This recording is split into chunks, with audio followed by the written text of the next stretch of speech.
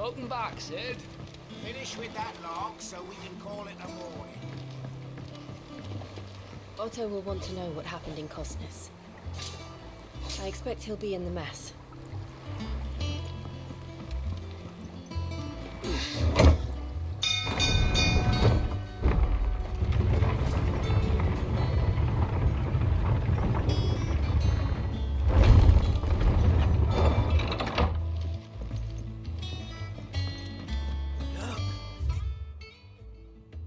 Sid! Staying long this time?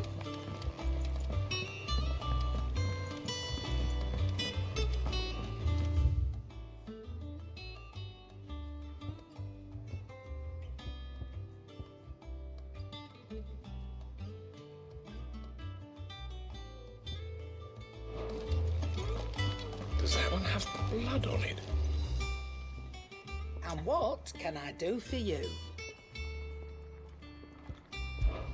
Well, you won't hear me complaining.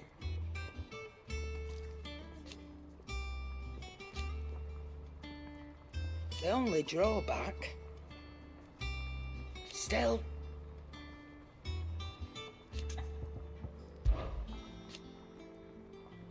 I remember it like it was yesterday.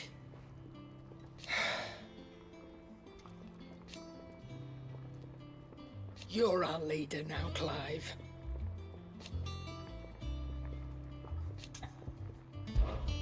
Go on, then.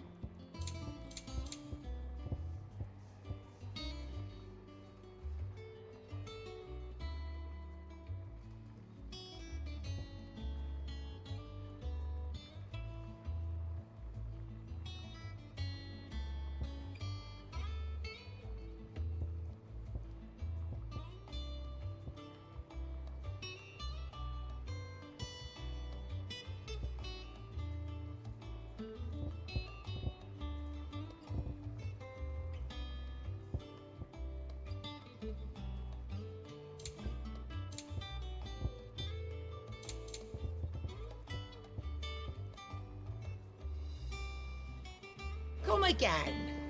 Or don't. I'm not much bothered either way. Back, are ya? Things here ain't too bad.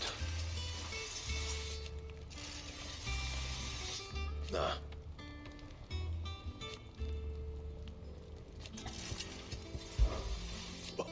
You've forgotten already? 'Cause I haven't. Still. Not saying Fornian, do you?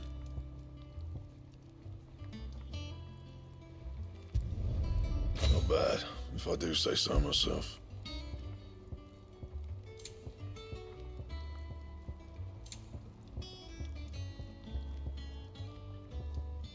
And?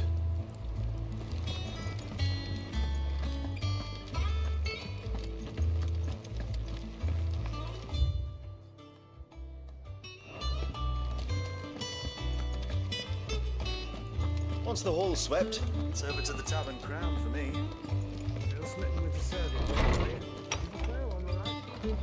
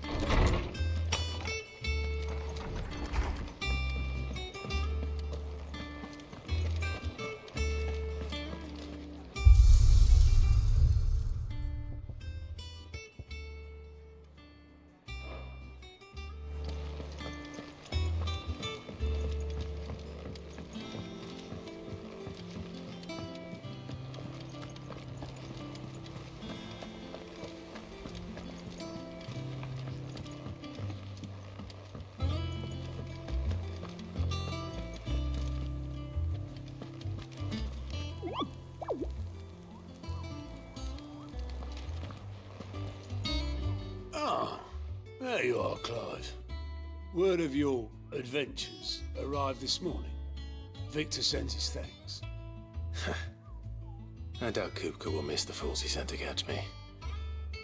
And not a single one of the bearers we saved showed any interest in coming with us. No one seems keen to join hands with an outlaw. Any news while we were away? None worth mentioning. Gav's still off keeping an eye on the Republican army. Should be back any day now. Understood. If anyone needs me, I'll be in the map room.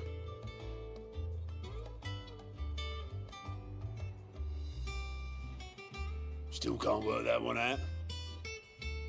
There must be better places than the hull of a gutted airship to bury your nose in a book. Yet this is where she's chosen to be. And I'm sure she has her reasons.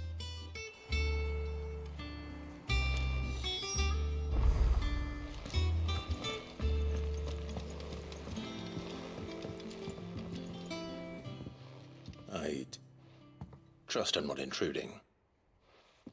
Back from your mission? I'm beginning to think your habit of surviving cannot be attributed to luck alone. One might say the same of you, Vivian Ninetails. I'll have you know that only 4 attempts have been made on my life, and none was especially memorable. So, to what do I owe the honor? Could it be that you've come for one of my lessons? Is that so hard to believe? Very well then. Shall we start with the state of the realm? To absolutely no one's surprise, she finds herself at the mercy of armies and outlaws. Well, mostly armies. Though that's not for want of trying, is it, Clive? But the real question is, how did we get here?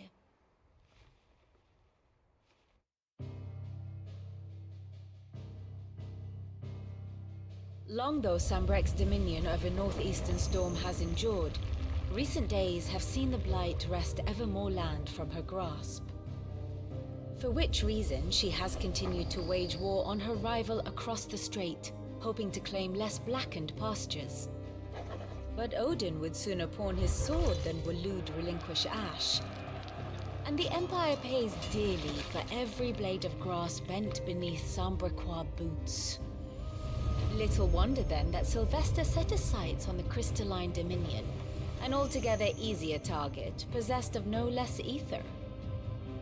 It was 5 years ago, while you were busying yourself with the destruction of Drake's head, that the Empire made its move, subjugating its theretofore neutral neighbor, a nation which could legitimately claim to be the center of the world. Certainly, there is no better place to stage an army. From there, the Holy Empire's reach spans the Twins. The non-aggression treaty was the only thing keeping them in check. But if they truly broke the pact without provocation, it is only a matter of time before others reply in kind. The Holy Empire, the Dhalmekian Republic, the Kingdom of Waloed, and of course, our friends in Yaran. Who will be left standing, I wonder, when the last drop of blood is spilled?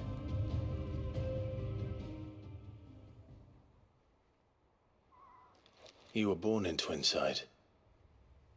Do you not fear for your home? Oh, dark clouds are wont to gather over the Dominion.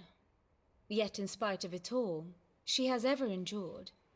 And when the storm has passed, I am confident she will remain. Now, as to the matter of payment for today's lesson, complete a simple errand for me and we shall consider ourselves even. Even? Right. Return this volume to old tomes in the shelves. Tell him it was adequate. I suppose it wouldn't hurt to visit our resident historian.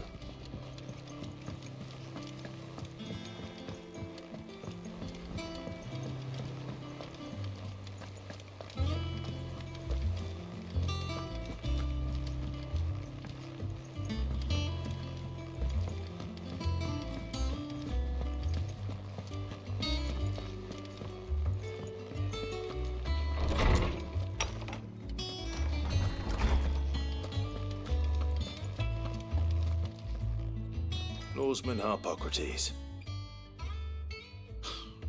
Now that is a name I have not heard for a long time.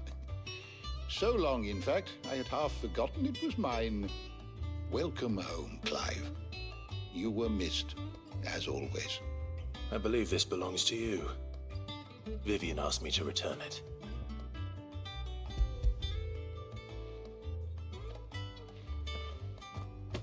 Already? Our resident scholar devours books faster than young Tet does lemon tarts. Would that I could do the same. But alas, I no longer possess the necessary constitution for such indulgence, either in words or tarts. That said, I have continued my search for mention of the creature you encountered at Drake's Head. But without access to the great libraries of Oriflamme or the Dominion, I regret that I have been able to find little and less. I am sorry. Please, don't apologize. I'll send word to our associates. See if they can't furnish you with more books. I fear it is not more books that I require, but the right ones. Mayhap we look in the wrong places. There are still libraries to the north. I'll see what I can do. You are too kind. There are not many in this world who would indulge the whims of a tired old historian. Not too tired to go filching Kupo nuts, though. Always got a pocket for him. Nicks him off the Moogle. Hush now. We all know there's no such thing as Moogles.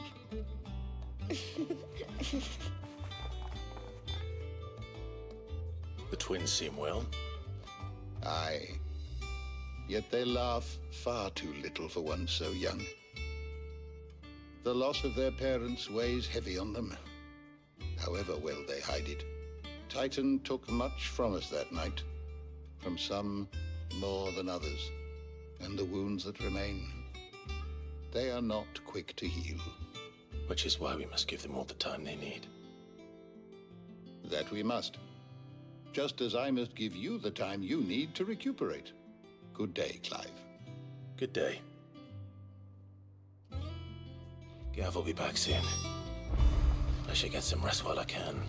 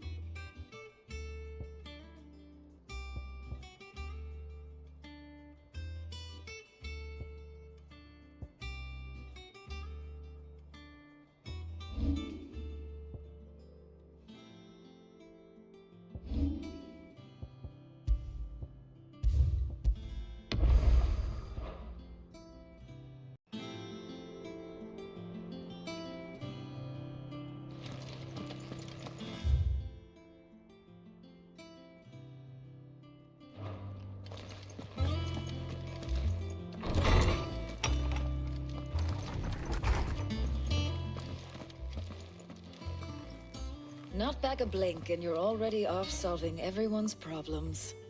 It looks good, Clive. Goes well with the scowl. I'd had that brand for so long. I'd forgotten what life was like without it. What it was like to be myself. And it's all thanks to you, Talia. The scalpel did most of the work. Ah, before I forget, a rider was here with a letter from Gav. Otto left it on your desk. Not a Stolas. All right, I'll have a look. And then you get some rest.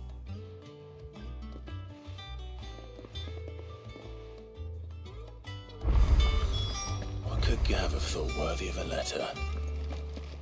Once the hall's swept, it's over to the Tavern Crown for me. Still smitten with the serving girl. There's a bell on the right.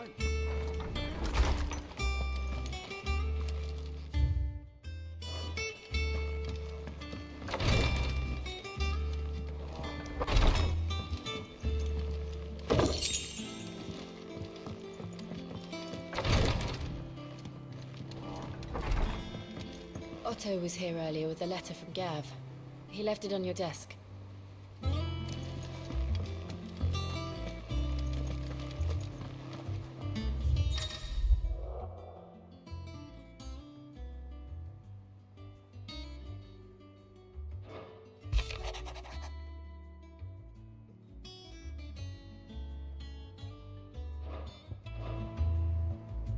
What does Gav have to say?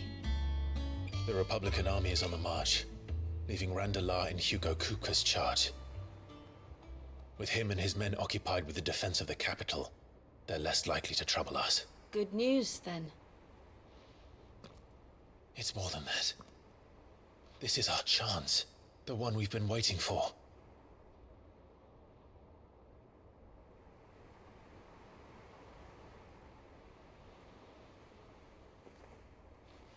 But look how far we've come. All that we have here, our friends, the hideaway, are they not cause for joy? 5 years. 5 long years. If I could only command this power I've been granted, we might have achieved so much more. But each time I reach for it, it's like something is holding me back.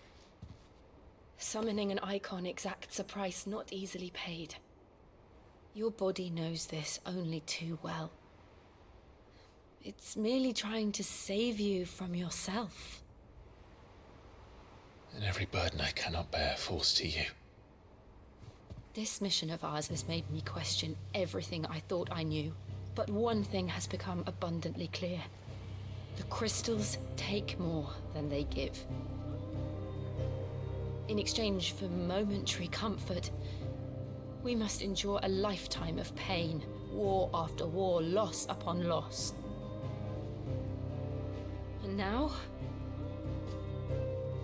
they rob us of our very homes, leaving naught but dust and ash. But you're trying to change that. We're trying to change that. And to me, that's no burden. I know, but... Try not to forget. We're only here because Joshua gave us a second chance. It would be a pity to waste such a precious gift.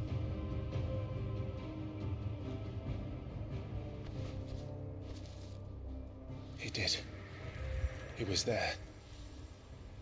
It wasn't an illusion. I heard him call out to Ultima.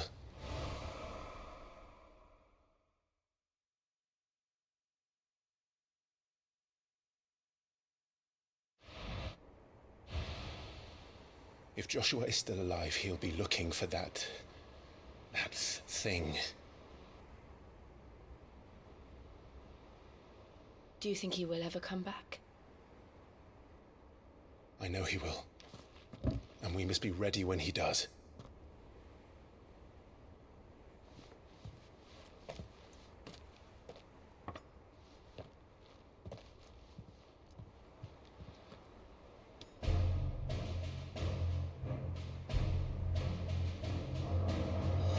To a world without mother crystals. To sit.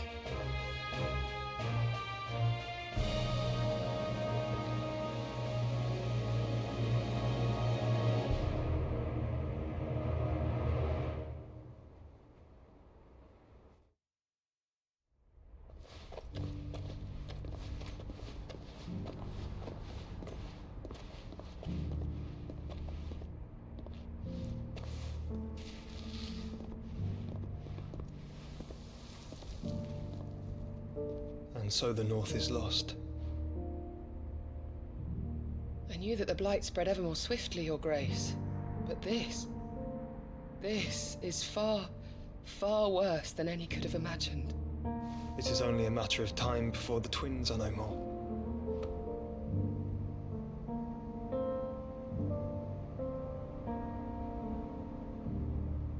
The world marches ever closer to its end, and here we chase shadows.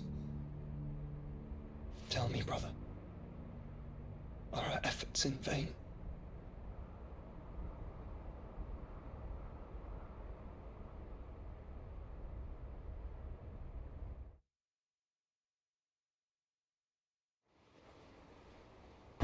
Clive, a moment, if you... my apologies, I didn't mean to... intrude. Not at all. We were just discussing strategy. Speak freely, Otto. It's Martha, from the inn. She's gone missing. Anyway, I'll be in the mess when you've finished. Very well.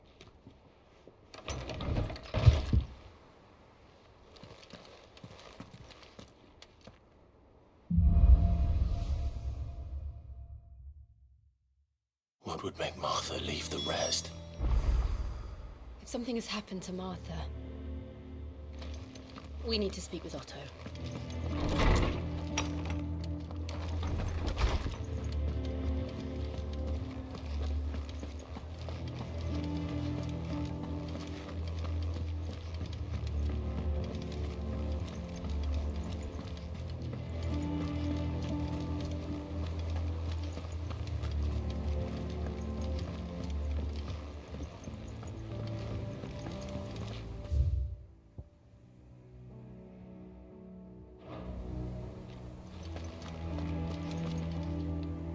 What do we know, Otto? Some lads from the Imperial garrison in Rosaria started a fight over at Martha's Rest. Blood was spilled, bones were broken. The usual. But somewhere in the middle of it all, Martha vanished without a word to anyone. And that ain't like her, Clive. Something's not right. You think this was planned? Of course it bloody was. Ever since Eastpool, the Empire's been tightening its grip around the Duchy's balls. They've strung up everyone who's ever set eyes on a runaway, claiming they're traitors to the Holy Throne, conspiring to restore the House of Rosfield to power. And now it sounds like the bastards have turned their attentions to the pallbearers meek enough to stay put. Naturally, old Martha could see the way the wind was blowing, complained that it was getting harder and harder to take bearers in. And now she's missing. She's fallen into the hands of the Empire. We could be next. Couple of curse breakers are already on their way to the inn. They should speed up the search. But if this is as bad as I think it is, you might end up having to save their asses and all. Don't worry, Otto. I'll make sure everyone gets home safe.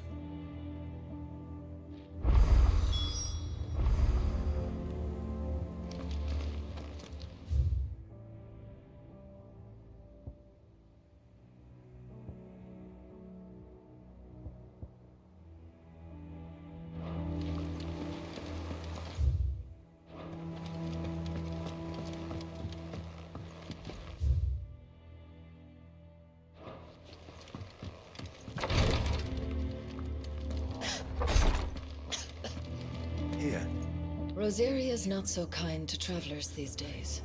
If you're bound for the rest, make sure you keep your wits sharp and your steel sharper.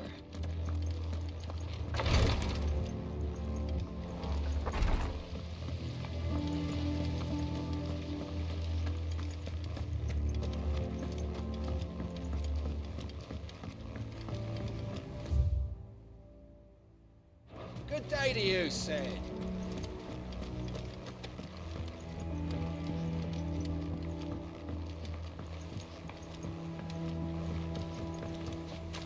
Sid, what's the special occasion? You're welcome to join us for a spell, if you think Jill will.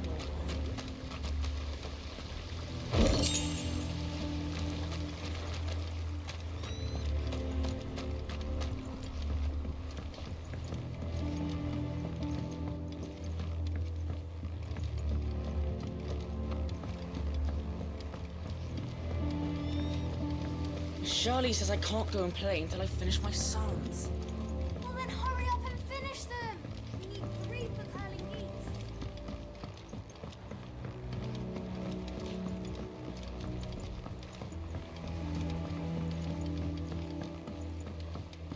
Nearly half the crates were lost to bandits. Half weren't, and they're This plank will have to be replaced.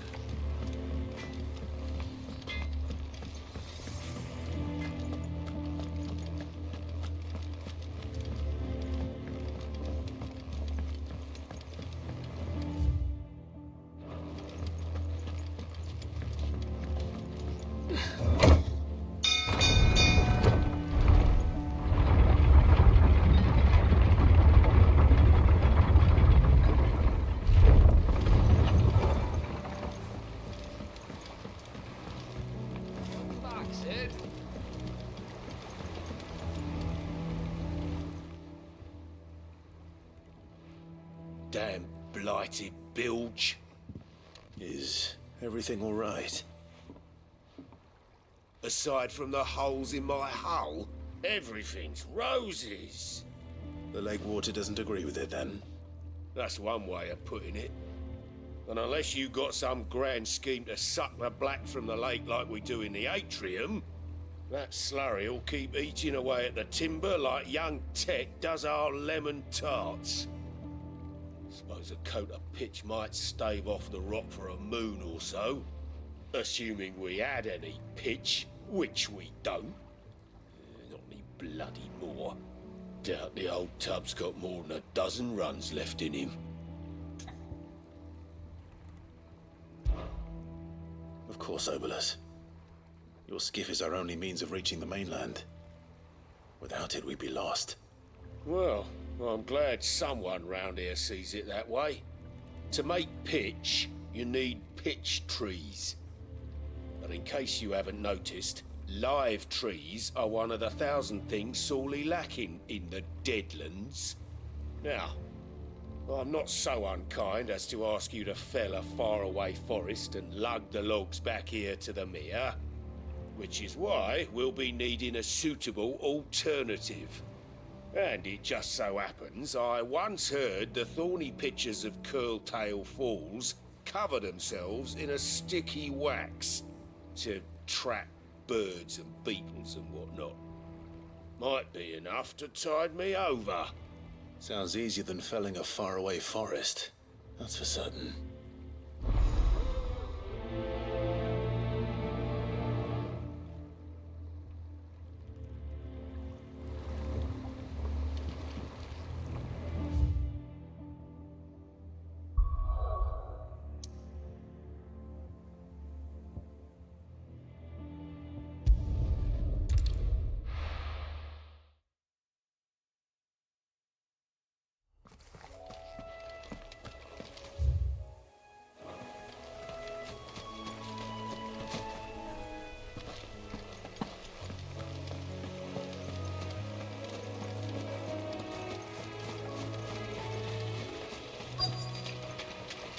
Easier than felling a forest, I said. The trees don't have teeth.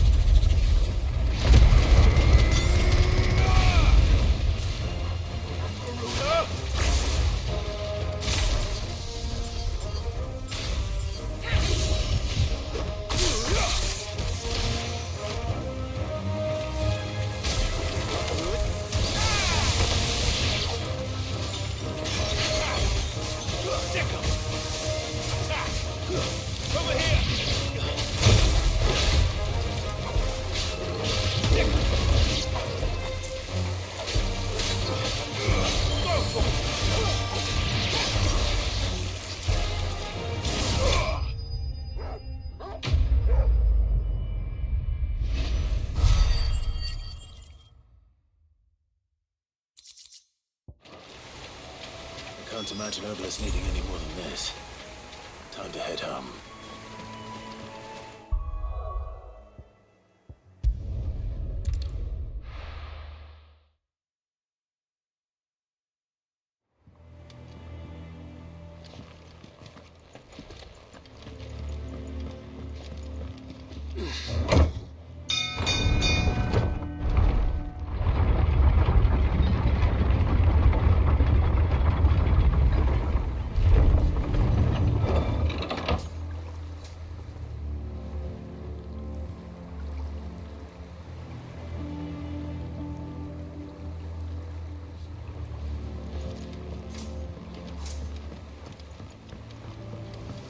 Welcome back, Sid. Well, did you find me some wax? Find is one way of putting it.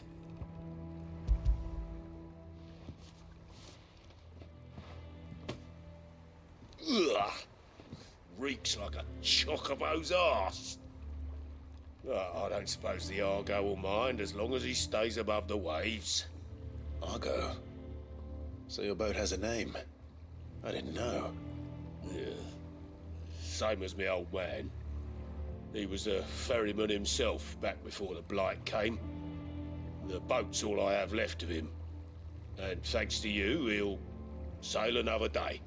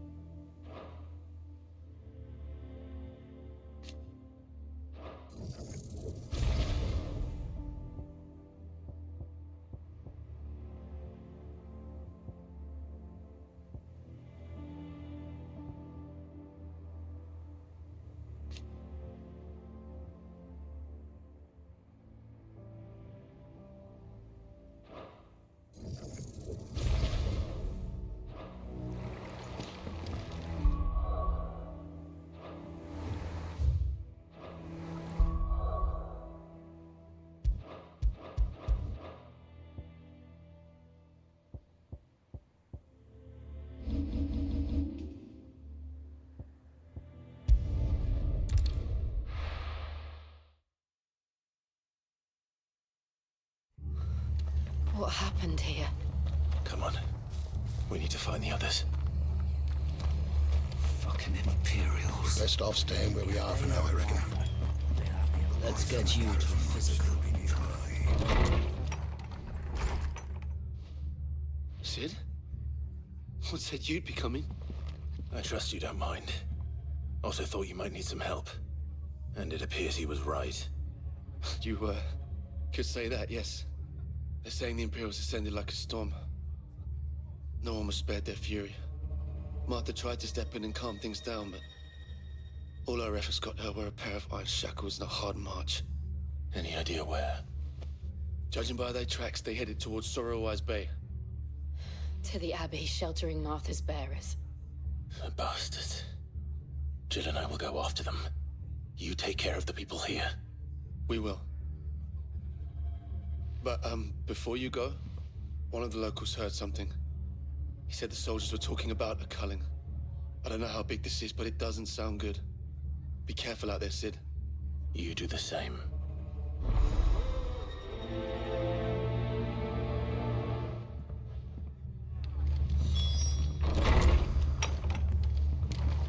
Cole is right. That was no tavern brawl. It was a message. But a culling. Bearers are the property of the Empire. The garrison wouldn't have the authority to act alone. The orders would have had to have come from higher up.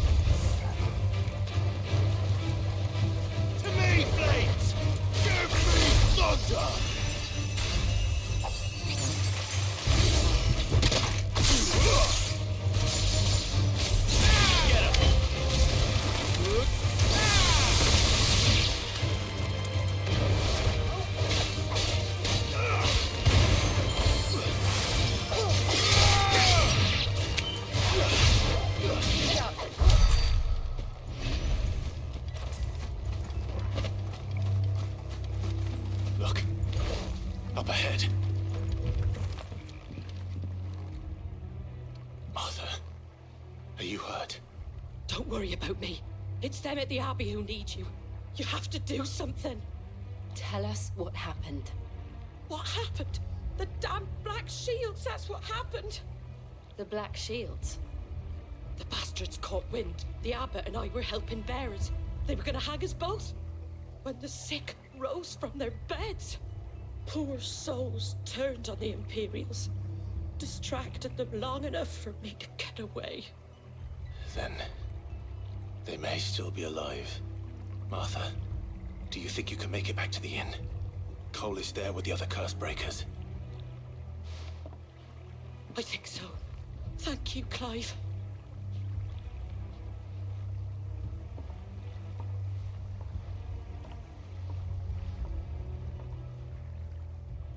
Black Shields.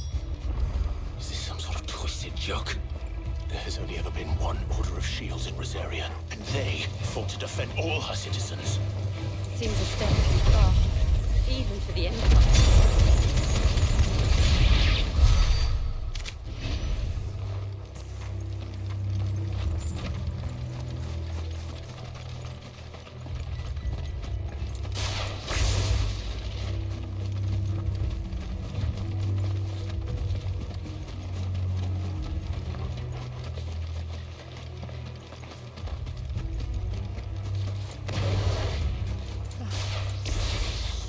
Are we too late? There might still be someone inside.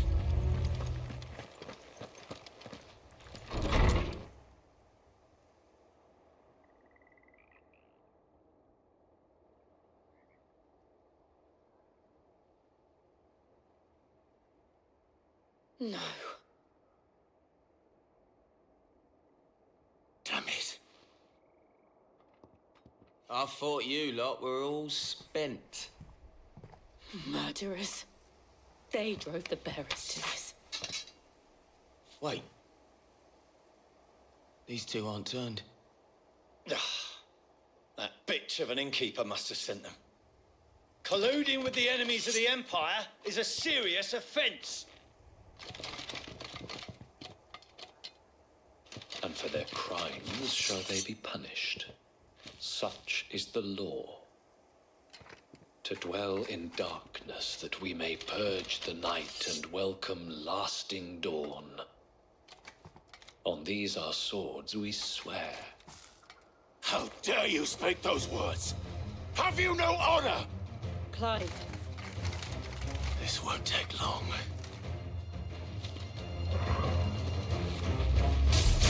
This one.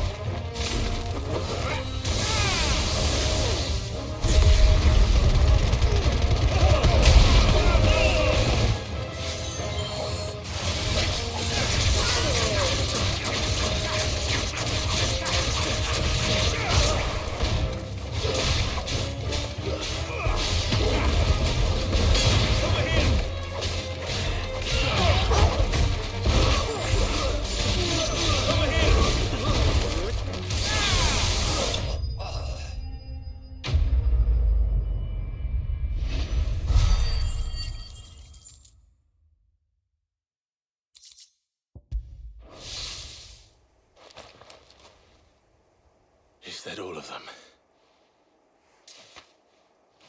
I think so.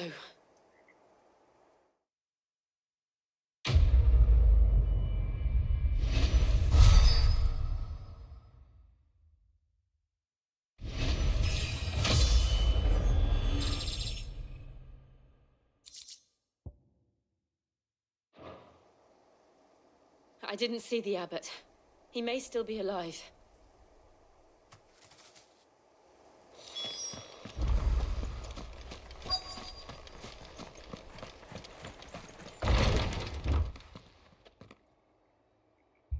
Found her.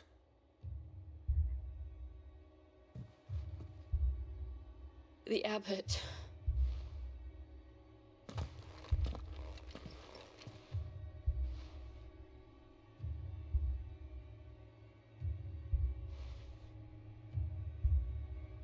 The bearers died protecting him. Calling upon what little magic they had left in their bodies. Clive. He's breathing.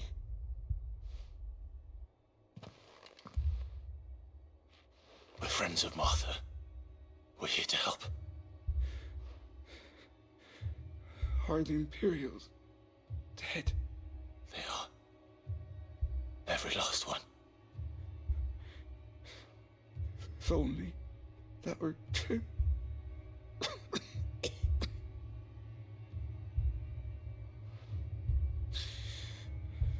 The Black Shields will return. The cuttings will continue.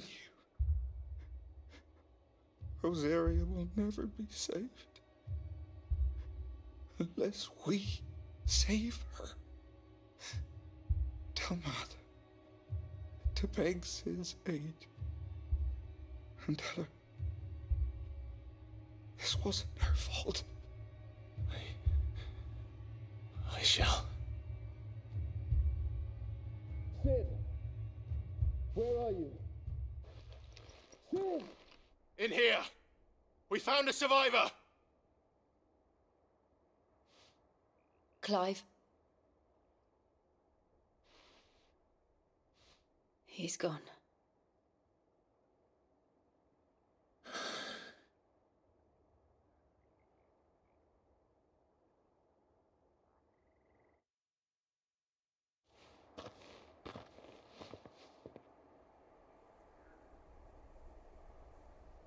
We've laid the abbot to rest, but the bearers, they didn't need to die like this. No, they didn't. But it was their choice. They knew the fate that awaited them and chose to meet it on their terms, fighting for those who fought for them. Martha said they rose from their beds, threw themselves at the Imperials so she and the abbot could escape. I've gathered the bearers' remains. We should consign them to the tide. There's a drawbridge not far from here. Riddick's Jump. The currents there are swift. If the abbot was still with us, he'd have taken the dust there himself and performed the casting. I'll get someone to... I'll do it. Of course. Cole and I will remain here and see to the Imperials.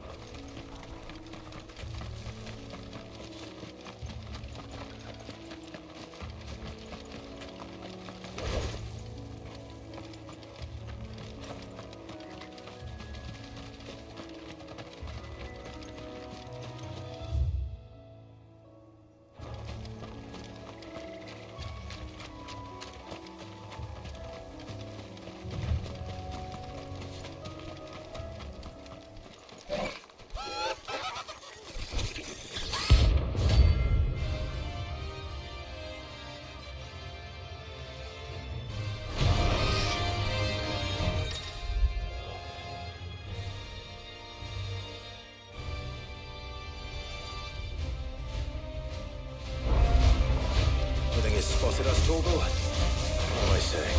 Of course it has. It's a floating eyeball.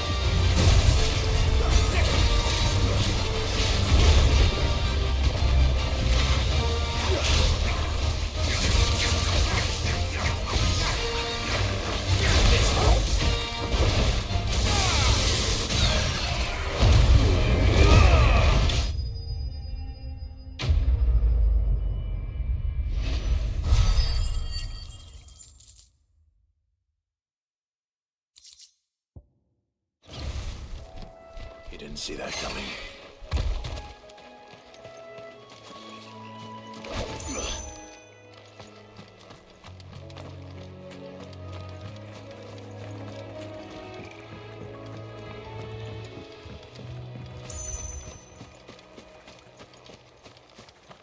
That must be the bridge.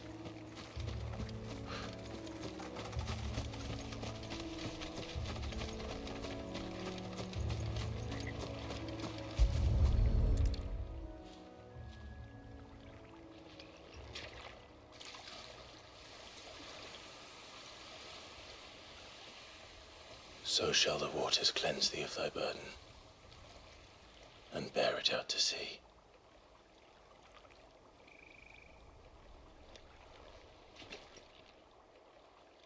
And now they are truly free. I hope so. What of the Imperials? A pyre was made. It's more than they deserve. We should go back. Cole is worried about Martha. All right.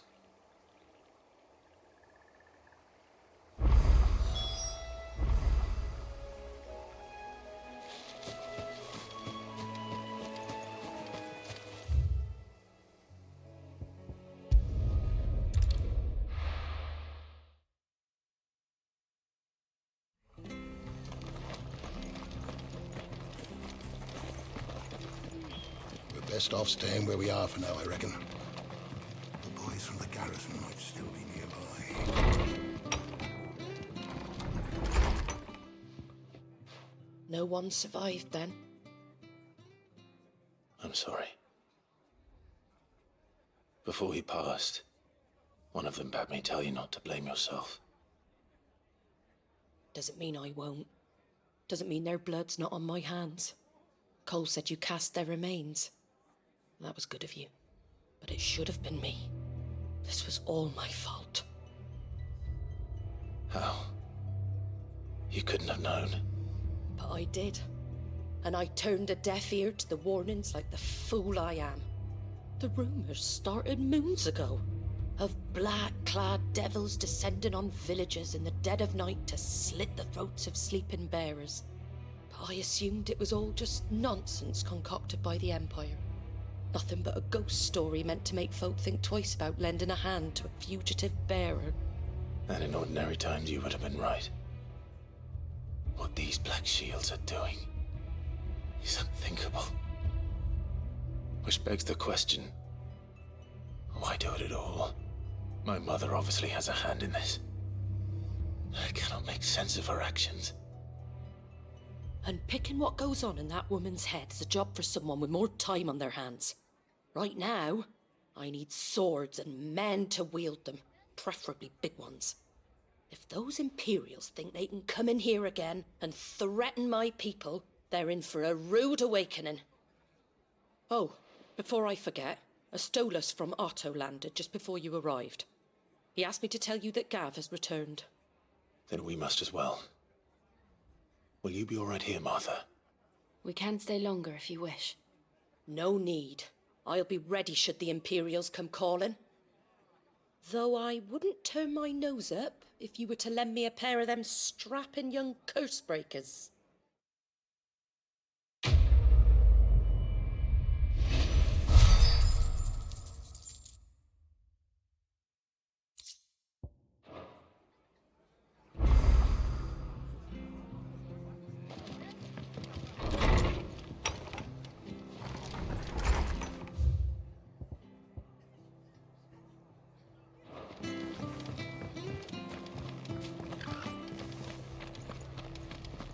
We're not to move.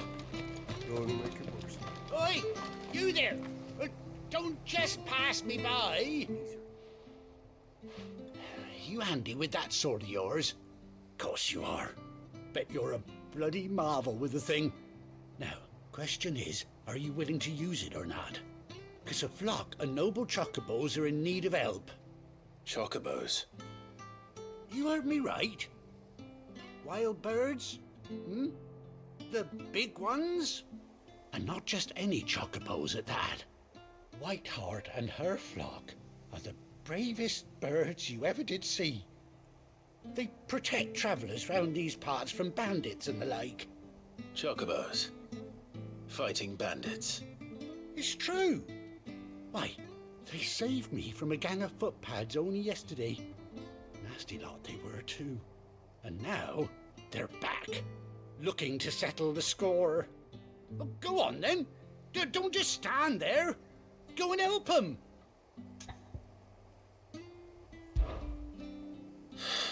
All right. There's a good lad. Where can I find these chocobos? I saw him cut across the way over yonder. The rotten scoundrels were driving the poor things towards the old dock. It's a dead end, that is. You save Whiteheart and her flock, you hear me? There ain't a pluckier bird in all the world. She's a hero to us locals. And don't worry, you'll know her when you see her, right enough. I'm sure I will. And good luck to you. And give those no-good bastards a hiding from me.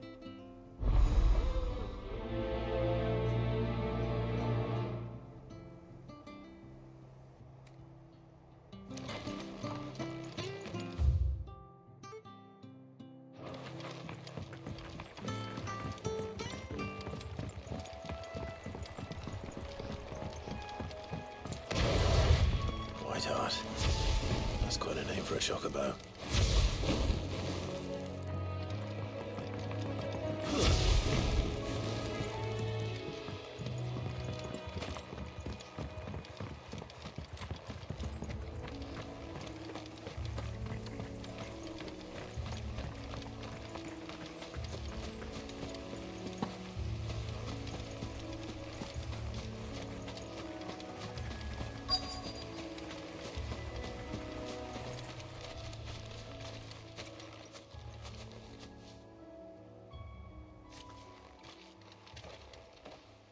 A white feather. I thought Ambrosia was one of a kind. Speaking of brave birds. Looks like they went that way.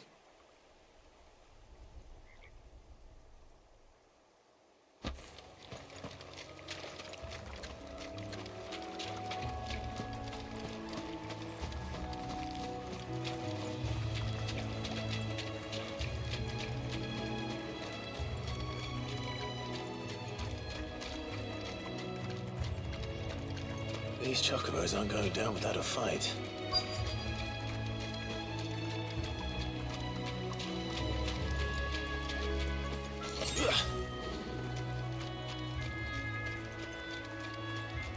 They're in trouble.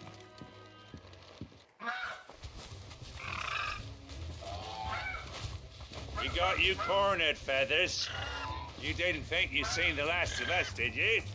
You've been bad for business. But I reckon someone will pay good coin to mount your head on their wall. Not around here, they won't. Oh? And why's that, eh? Because she's something of a hero in these parts. You hurt her, and I hurt you. Piss off. Or better still, how about we hurt you both? All right then. But don't say I didn't warn you.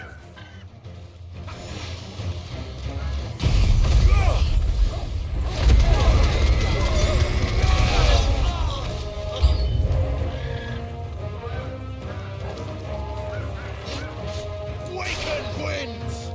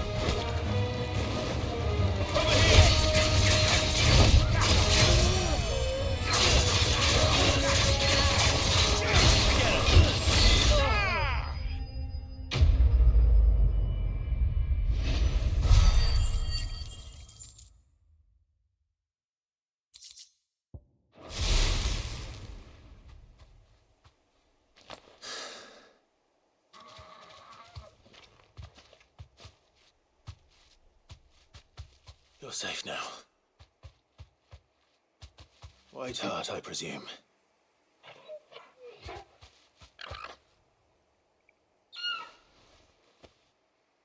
Do you know her, boy?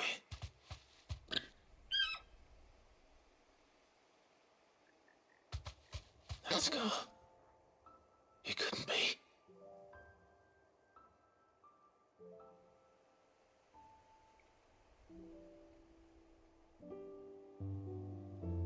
Ambrosia.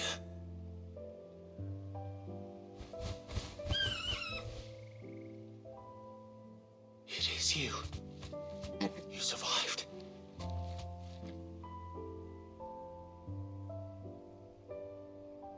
And you found yourself a flock. Oi! Is it over? I thought I'd come and see how you were getting on. Oh, you sorted the bastards then. I knew you would. And the whole flock made it through unscathed. Thankfully, they did. And not only that.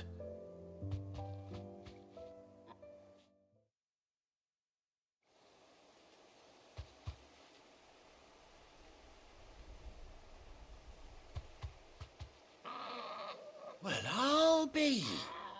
I never stopped to think our hero here might once have been someone's mound. Though I dare say she'd suit a fine fellow like yourself. Reckon our feathered friend must have learned a thing or two from her master. Kind-hearted warrior that you are. Bird like her would have cost a princely sum. You born a lord or something? Well, Oh, no, sorry. I didn't mean to pry. Don't matter who you are. You done right by me. What is it, girl? She wants her master back, I reckon.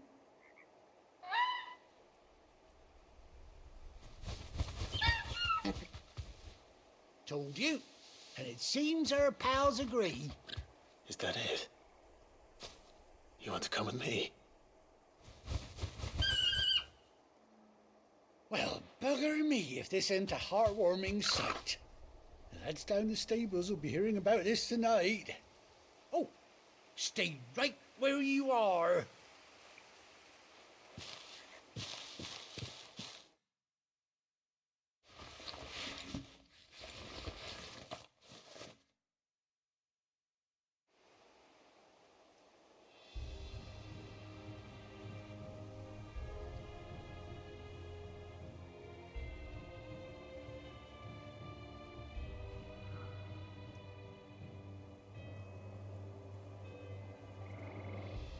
Doesn't she cut an handsome figure, eh? She does indeed. How much do I owe you? A few scraps of leather's the very least I owe old Whiteheart. Oh, I'll be sad to see her go, of course. But she's earned her right to happiness and more besides. Don't you worry, we'll get along just fine without her. You hear that, Whiteheart? You've earned yourself some time off. You have fun traveling with your master now.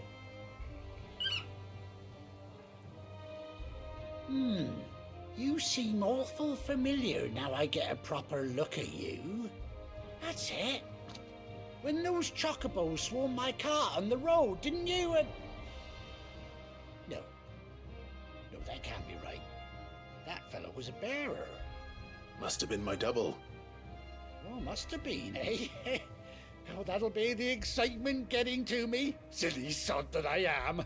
Pay me no mind. Anyhow, best be on my way. Good luck to the both of you.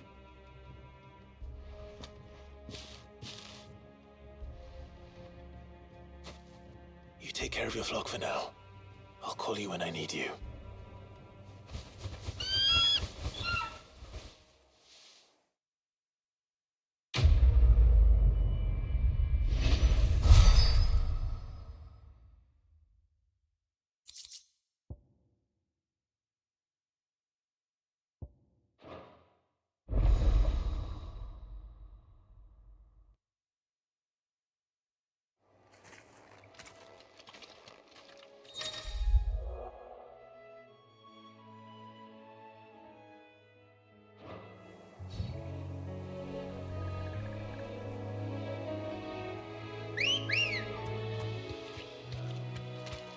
Let's go.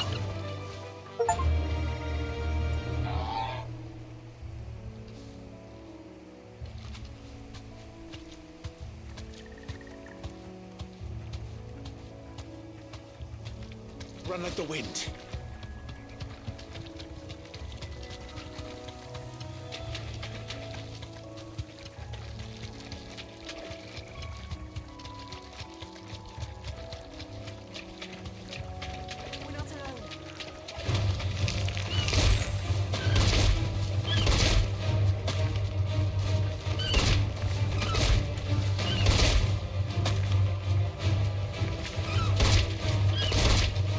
Straight home now.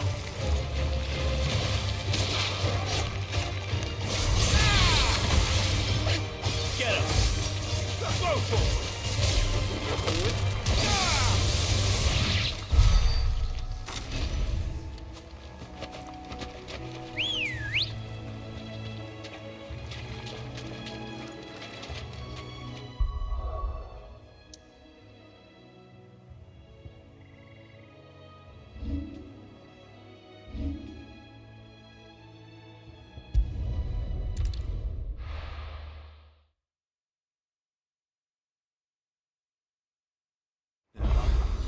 Where's Gav?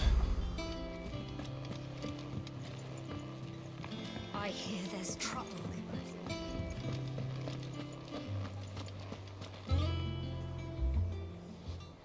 Ah, Clive! Oh, I've missed that scowl. Where's my report?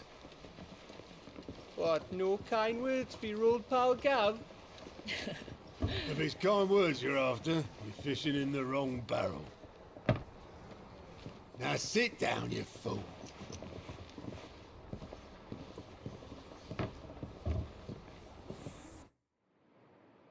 So, you remember how quick the Empire was to occupy the Dominion after the fall of Drake's head? And how pissed off all the other nations were that they didn't think to do it first? Half a century of independence gone at the whim of a madman. So much for their bloody treaty. Clearly, the promise of unblighted land and the world's supply of crystals was too much for his radiance to resist.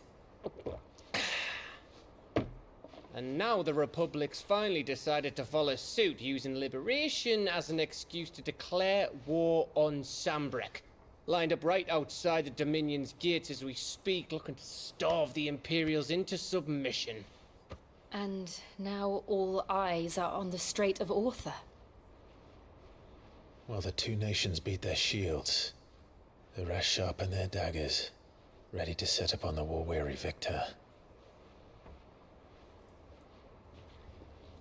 They'll never see us coming.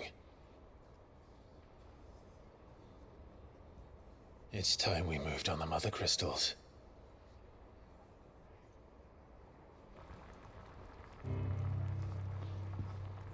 Four Mother Crystals remain in Storm and Ash. Drake's Breath near Ironhome. Drake's Fang in Dhalmekia. Drake's Spine in Waloed. And Drake's Tail here in the Crystalline Dominion. With the bulk of the Republican army marching to Twinside, Drake's Fang will be left exposed. That is exactly the move Kupka would anticipate. And if there is anything these past 5 years have taught us, is that he loves his traps.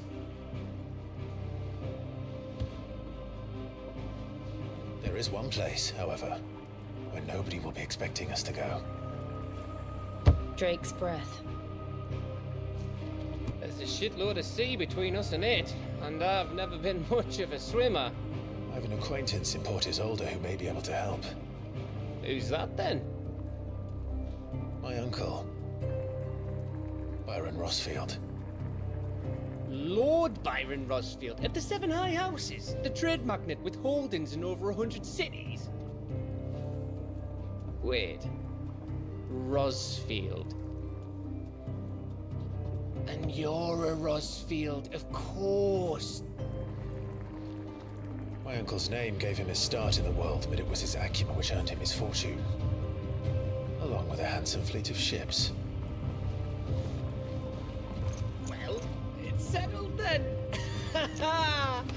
What are we waiting for, eh? Huh?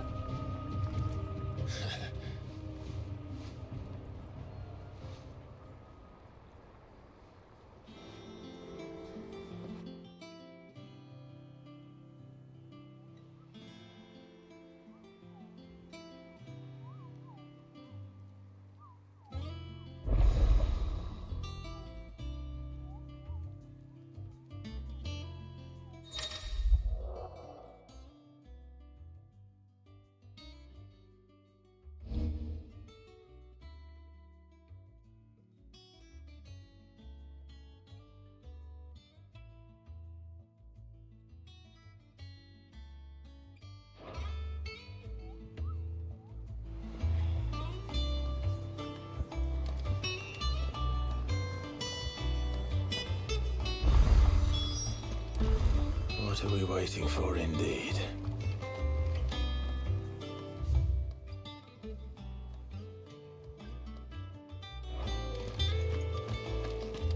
But none of the curse breakers have returned.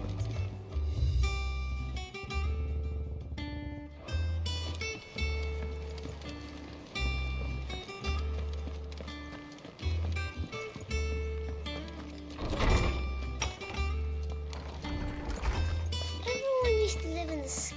Where did they keep their fish? My knowledge is yours. I have compiled some new entries, if you would like to see them.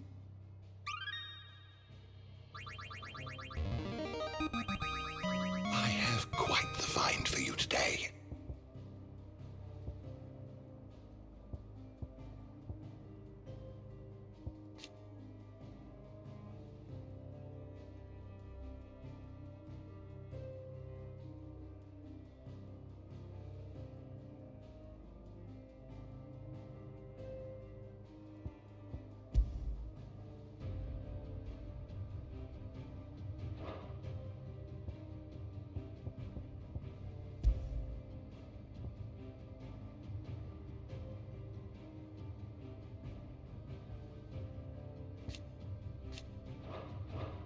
You wish to study the tomes?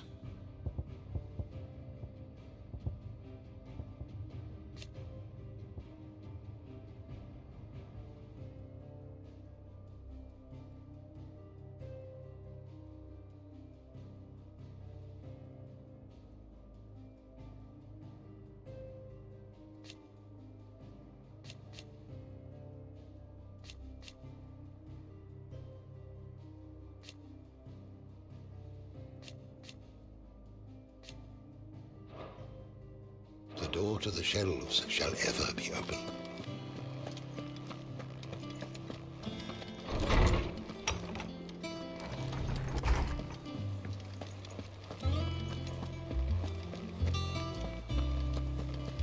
You think it's all right to touch him?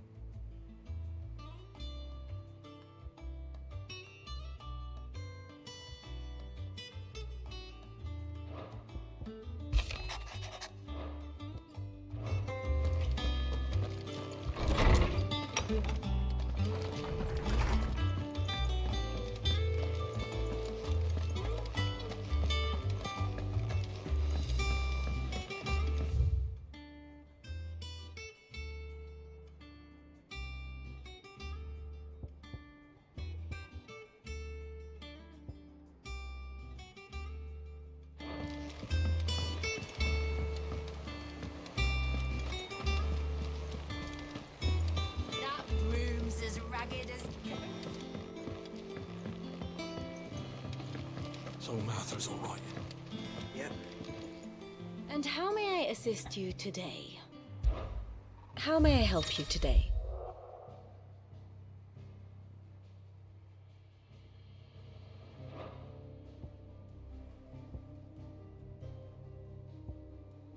Here's the latest information I have.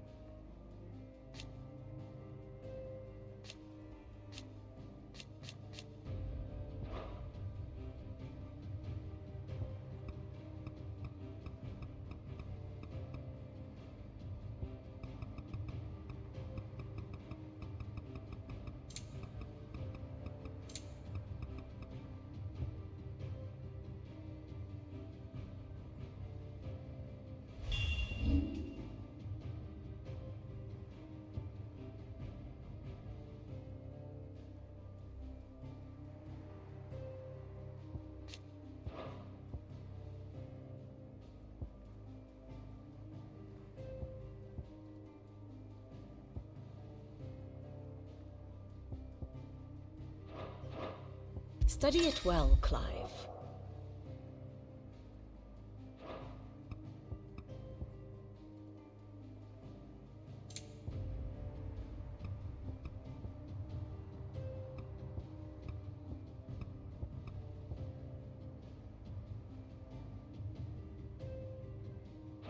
The state of the realm is ever-changing, Clive.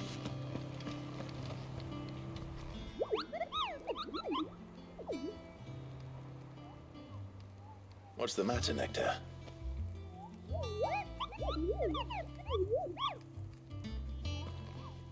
The hunt board? It's where the Cursebreakers post sightings of particularly fearsome beasts. Those that might pose a threat to our operations if they were left to roam free. Just because they can't be dealt with when they're spotted, doesn't mean they can't be dealt with later. Was that what you wanted to know?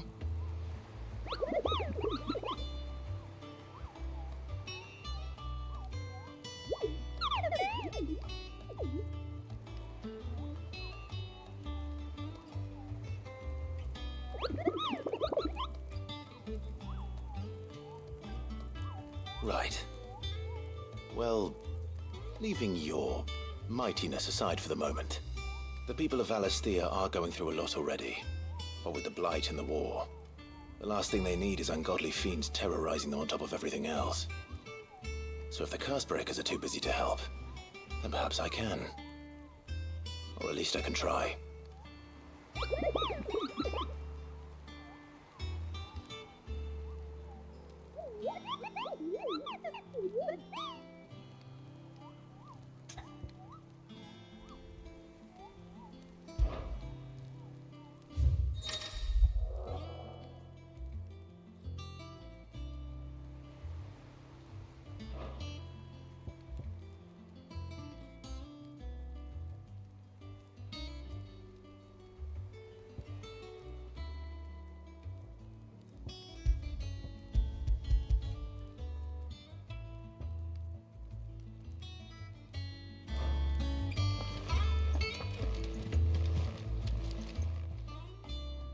Oh, Clive! Welcome to the Patron's Whisper. The Patron's Whisper? Does that mean someone else is taking care of our friend's donations? Oh no, that's still me. It's just Karen has her toll, Blackthorn has his hammer. I thought a new name might liven things up. I still catalogue every item that arrives, in addition to setting aside those tokens of appreciation the sender has specified are to be presented to you personally. Would you like to see if we have any? Come to claim your just desserts?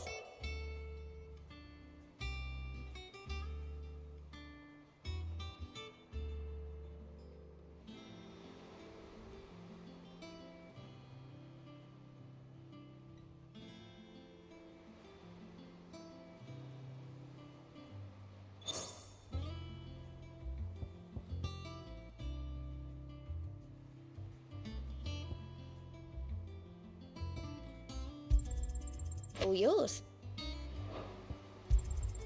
Here you are.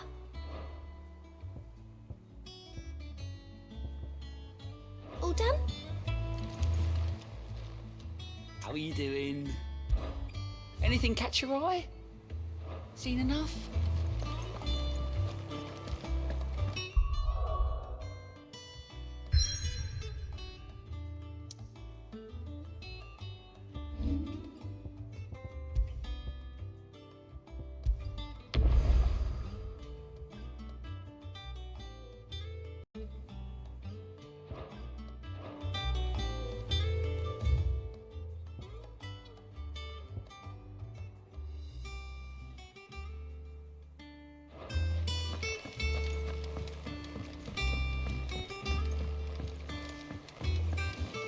Room's as ragged as goat's luck.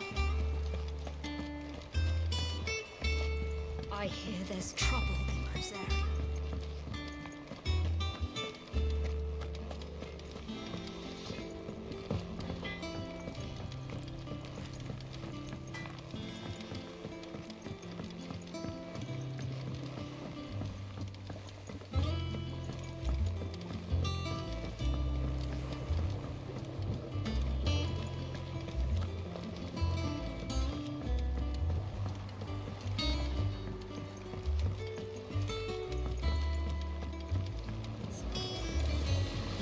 come now, Martel. Don't try your apples. Sid, I was hoping to speak to you. Is everything all right? Oh, yeah, it's just, well, as you know, we've been trying to grow fruit down here. It's good to know that something of the old hideaway still lives on. Martel's pride and joy. It was a sapling when she rescued it from the rubble, but look at it now. All our hard work's finally paying off. I took it on, you see, after she died, and now the fruit's finally ready to eat. And not only is it ready, it's actually tasty. Sweet as you like, in fact. She bred the bitter right out of it. Impressive.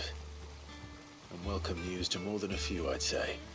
I thought this first harvest could go to the curse breakers, on account of all they do for the hideaway. You couldn't take them some, could you? Seems better them coming from you. It'll be nice being the bearer of good news for a change. Oh, thank you. She always had a soft spot for that lot, see? And once they've had their share, I'll see to it that everyone else gets some. Here you go. Martel apples, they're called, in honor of her memory. You hear that, Martel? Today's finally the day.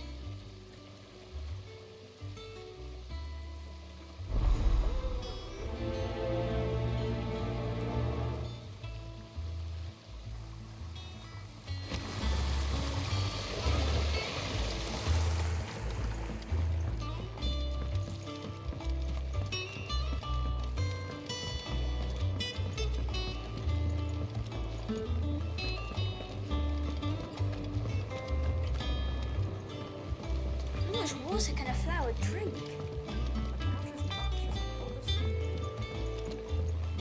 Did you come through the forge today? It smells like a still. Exclaimed blacksmith.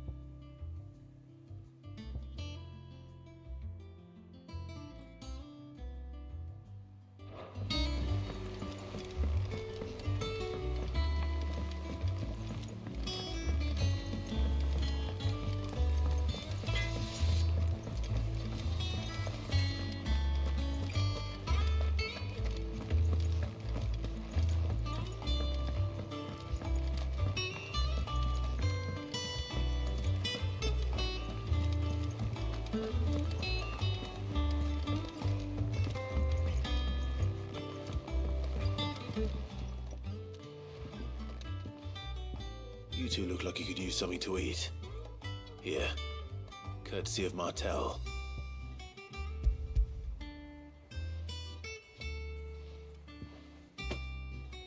Martel. Now, where have I heard that name before? Weren't she the girl from the Furrows? Course she was. An odd sort, that one. Loved plants more than people. Aye, and brave as a bane might. Remember when she ran back into the hideaway to collect them trees when Titan attacked? Wait. These aren't those apples, are they? Well, I'll be. She'd have been proud, and rightly so. Thank you, Sid.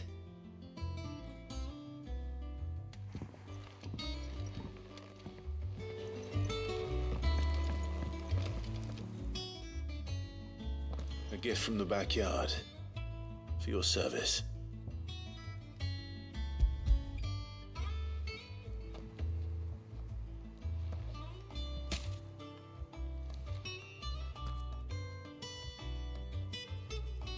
Blimey, these take me back. I haven't seen a hideaway apple since. Old Sid was the only one who could stomach the things. He'd nab them right from the branch, made Martel livid. Not that anyone could stay mad at the man for long. That sounds like the Sid I knew, all right. Planning on keeping that lot to yourselves, were you? Hang on. These aren't Martells, are they? I'm glad to see someone carried on what she started. Can't have been easy, not in the Deadlands. Reckon she'd be happy knowing all her hard work didn't go to waste. Clive, tell the lad down in the backyard to run some over for me, will you? Not so much as a thank you. Well, I've got some manners at least. Thanks, Sid. You can leave the basket with me. I'll see that the others get their share. Oh, and give our compliments to the gardener, won't you? That was the last of the apples. I should head to the backyard and pass along everyone's regards. That broom's as ragged as Kurt's law.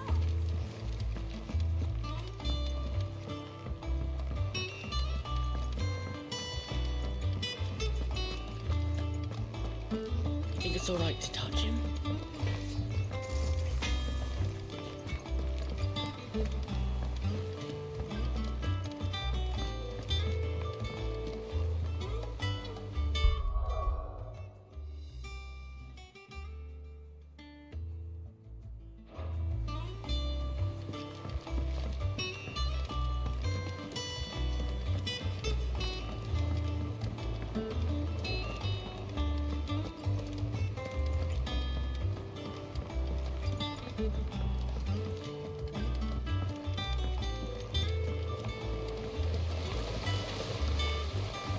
Cursebreakers sent their thanks.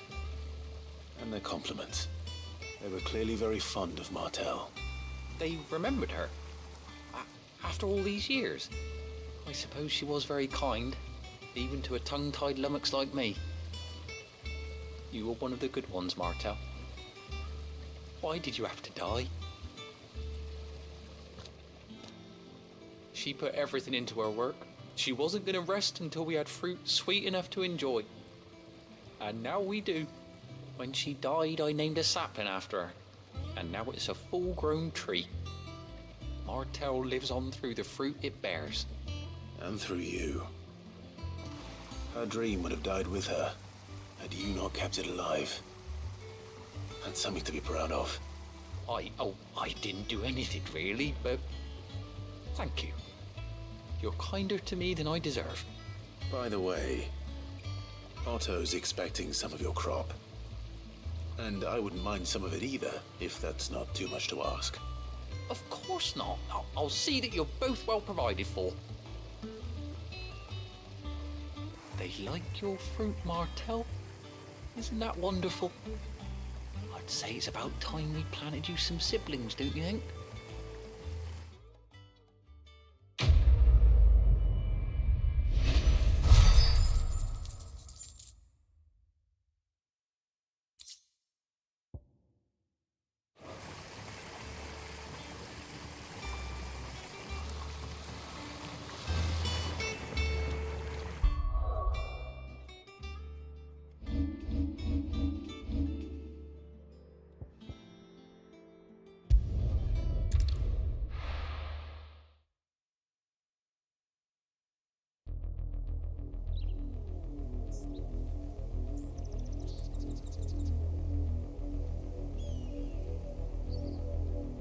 Do you think it was wise to leave, Gav? He didn't seem pleased. I needed his eyes and nose in Dhalmekia. I'm not about to let Kupka take us unawares. Besides, he has a knack for that sort of thing. That he does. And wasn't it Sid who said that matters such as these are best left to dominance? Especially should one of his beloved opportunities to grow and change present itself.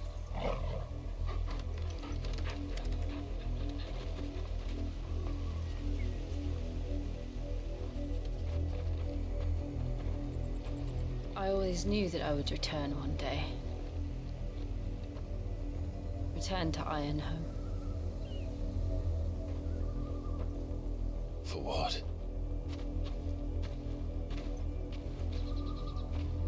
After learning the truth, you were given the chance to face your past. If I am to continue at your side, I must do the same.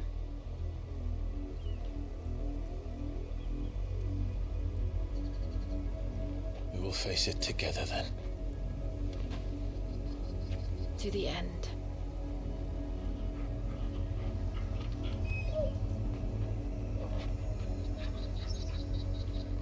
Come on.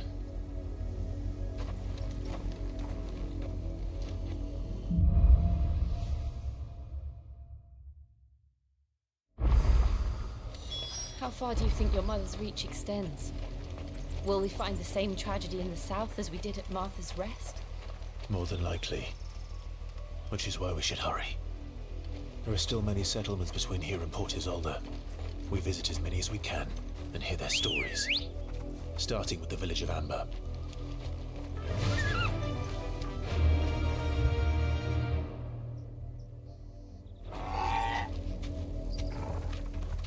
Faster!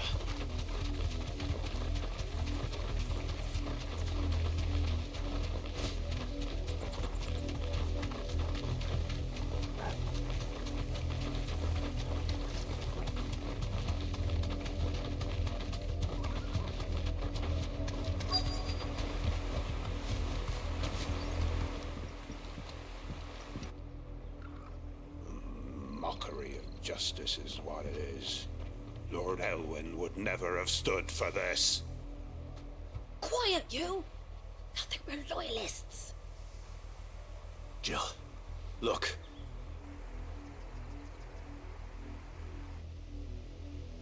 Rosaria must be cleansed of the stain which befouls her, that she might rise once again from the ashes to welcome a new dawn.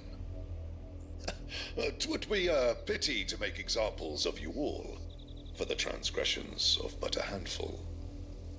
Of course, your lordship. You shall have our full cooperation.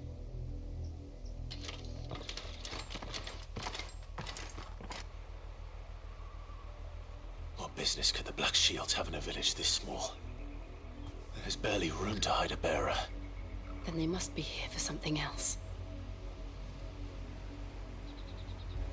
You fancy dancing a gallows jig like the miller's son? All right, I heard you the first time.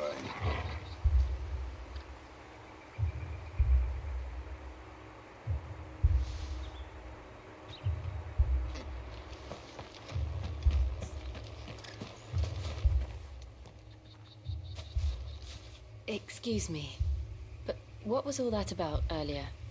You haven't heard? Someone's been stirring up trouble. There've been attacks on the garrison, supplies stolen. They even say a Black Shield was murdered. The Empire wants answers, and what the Empire wants, the Empire gets. Don't they just? Keep your ears open, eh? The Black Shields will pay good coin for information on the culprits. You'd have to be dull as a sack of stones to think you could take on the Empire. What with their 100 full legions? 100? I heard they were 1,000.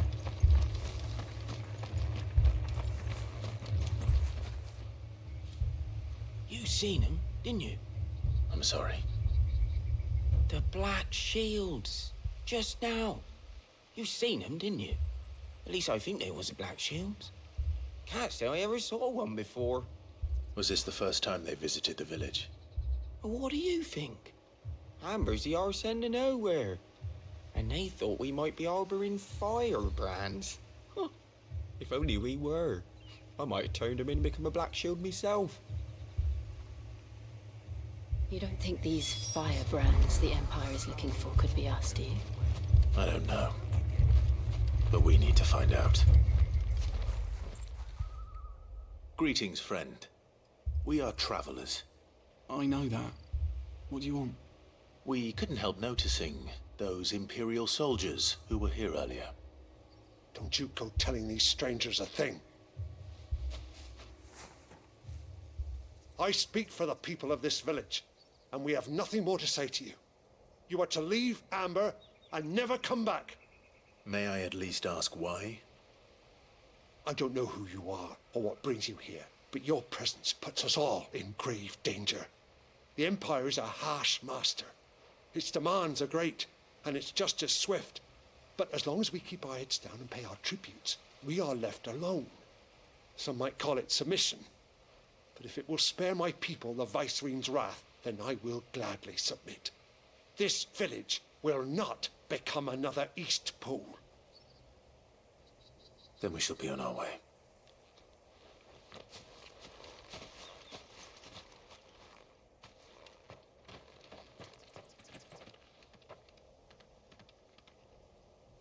These people live with a knife to their throats. In the mistaken belief that if they cooperate, my mother will show them mercy. Obedience bought with fear. Are you all right? Sorry, It's nothing. We still don't know who the Black Shields are looking for. Well, whoever they are, the Imperials deem them worth pursuing to the back of beyond. But other than Martha, who else in Rosari would have the courage to stand against the Empire? A new ally would certainly be welcome. Can we find them before the Imperials do?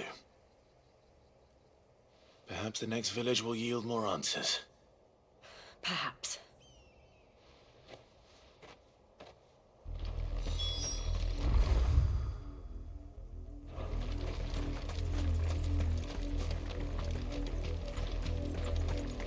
This pass will take us through the mountains. And directly into the path of whoever or whatever lurks here.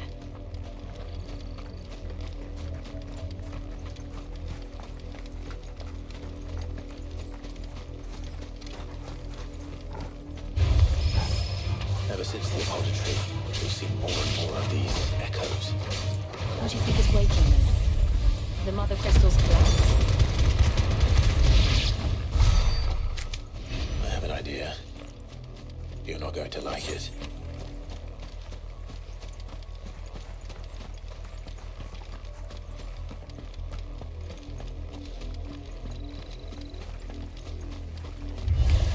All right. Over here!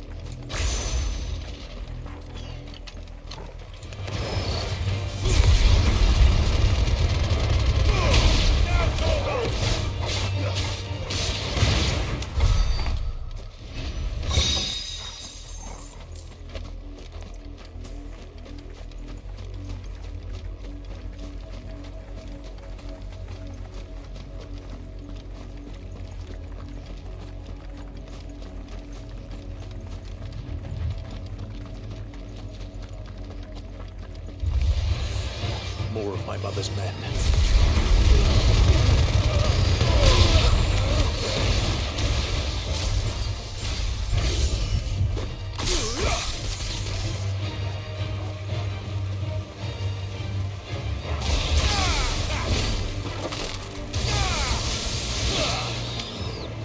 Go for it! Get him! This one!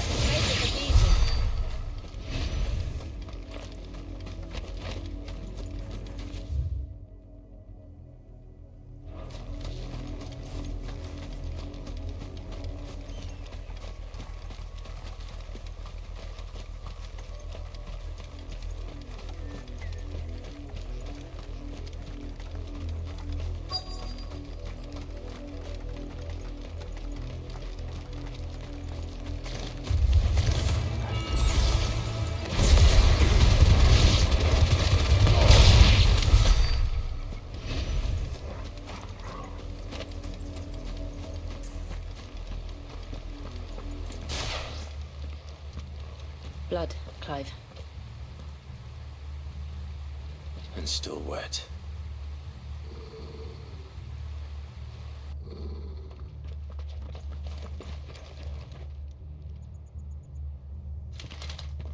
You were told to stay in your homes. The Black Shields. You know who we are. And still, you would bear your steel. Why then, we owe you our thanks. You have saved us the trouble of an interrogation. To dwell in darkness, that we may purge the night and welcome lasting dawn. On these, our swords we swear. Say that again.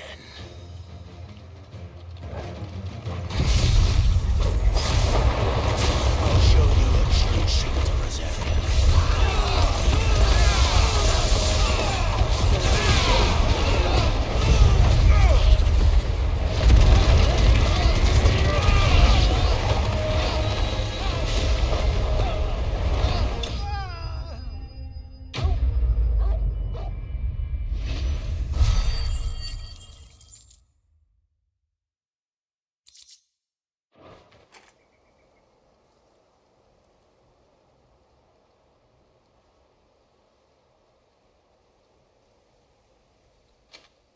Tell me what I want and the end will be swift.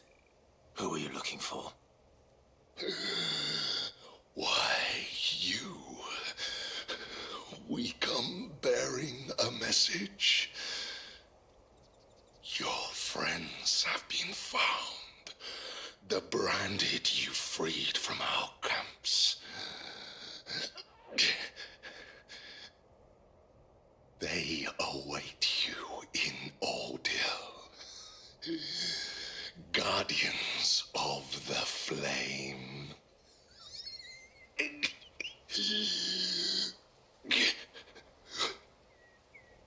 Those are Old Hill's gates. Then we hurry.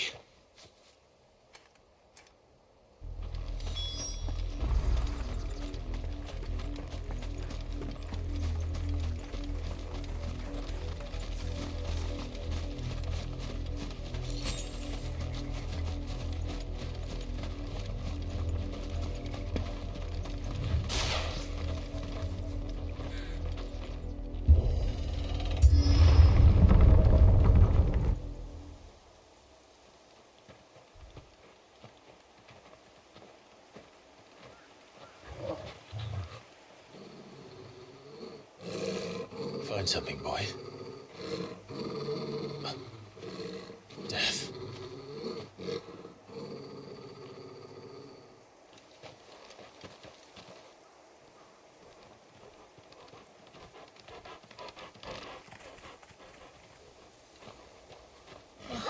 Found her.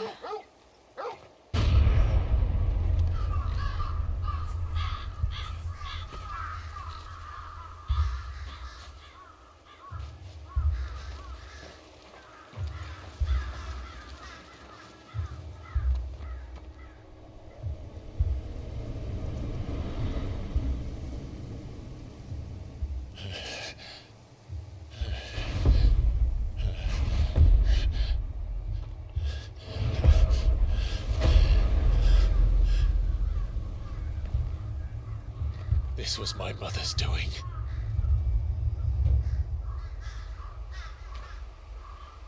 But why? Why would anyone? I don't know. I never truly understood her. But this... Oh, Clive.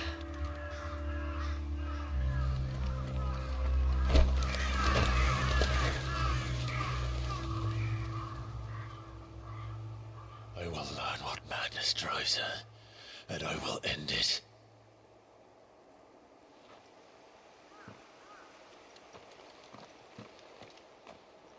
We should go. Yes.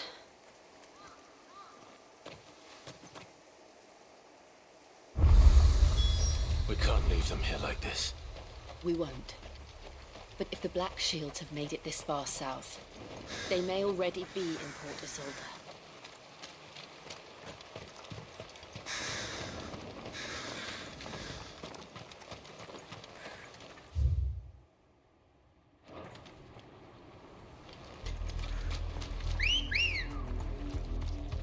We're approaching Buick Bridge. Though I doubt the Empire would let us cross over to Rosameth. Fly, Ambrosia.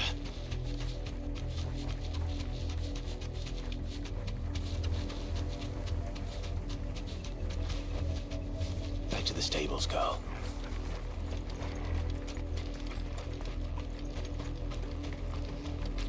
I did, Mummy. I could hear him shouting from down the road. They tell us there's a curfew, but they refuse us passage. They're all Rosarian. But this is their home.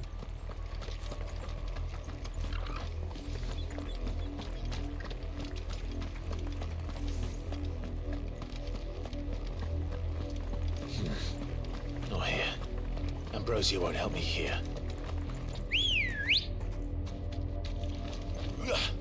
Let's go. Faster!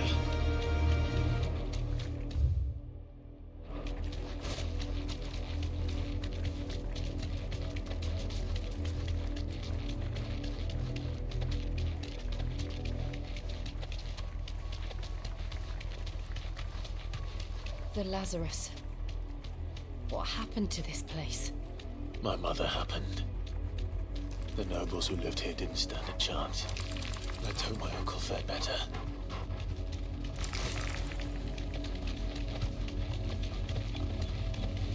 That's the main gate. And it looks like we're not the only ones hoping to get in.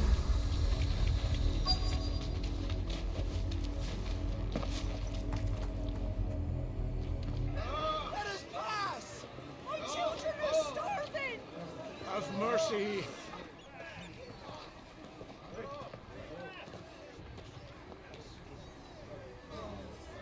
Viceroy's dogs they are!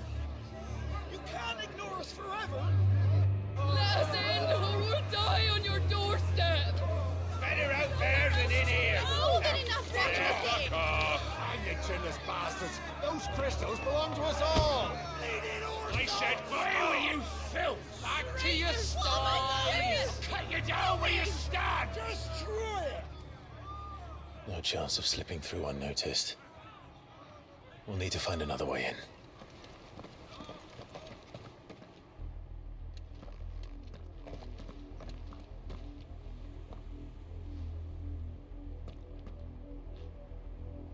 I thought we might be able to reason with the guards. Or at least bribe them. I suspect everyone in that crowd thought the same. Was that the only way in? Officially, yes. Strictly speaking, no. My uncle once told me that the nobles had tunnels built, so that they could visit town without having to walk amongst the rabble. The Lazarus.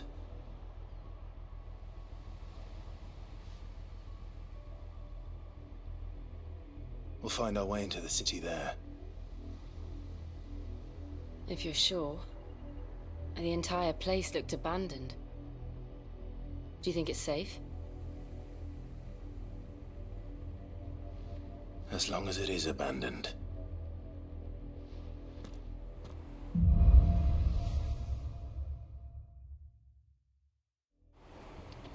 The good news is we haven't seen a single black shield since Old Hill. Maybe they found who they were looking for.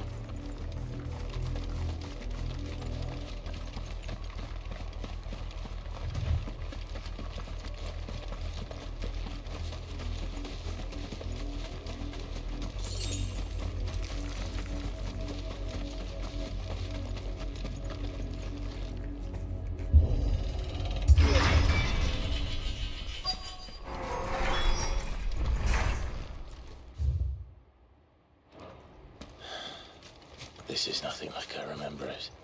How quickly a crown can lose its luster.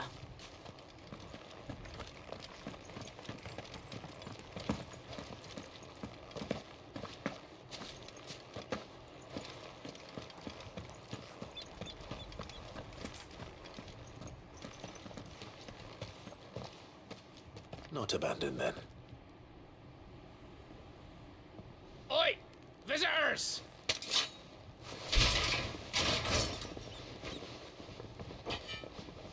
Apologies. We'll show ourselves out.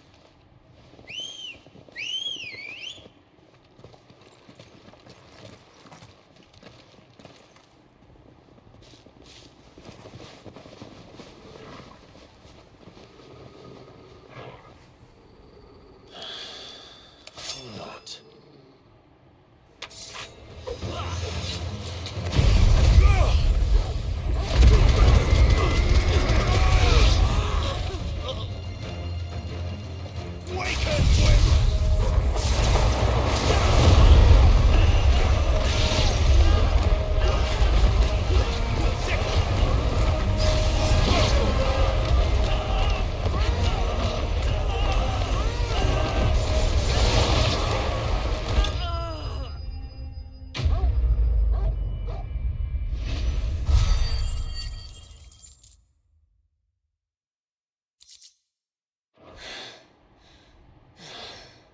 I've only ever seen one man fight like that. And he's long dead. Then perhaps it's time you joined him.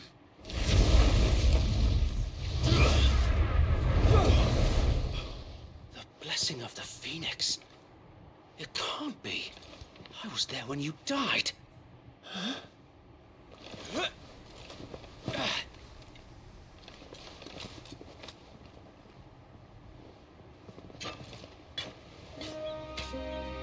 Forgive me, my lord. I knew not whom I addressed. You have naught to fear from us. Founder, it really is you. It is. So wait.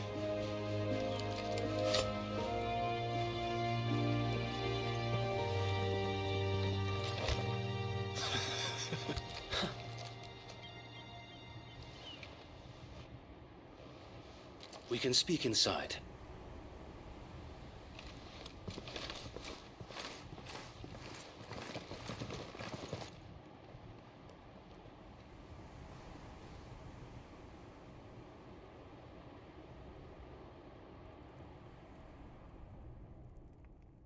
And those who wouldn't bend the knee? We left before the Empire could make examples of us, though we didn't go far. And we banded together to form the Guardians of the Flame soon after. Alas, there is only so much a handful of aging shields can do against the might of an empire. But we've seen to it that their stay has been anything but pleasant. Of late, though, we've had our hands full just trying to keep the Duchy's few remaining bearers out of the Imperial's clutches. The Cullings.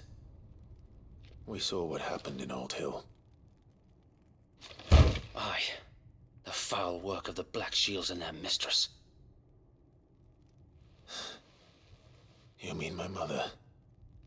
But it doesn't make sense. Even knowing what I know about her.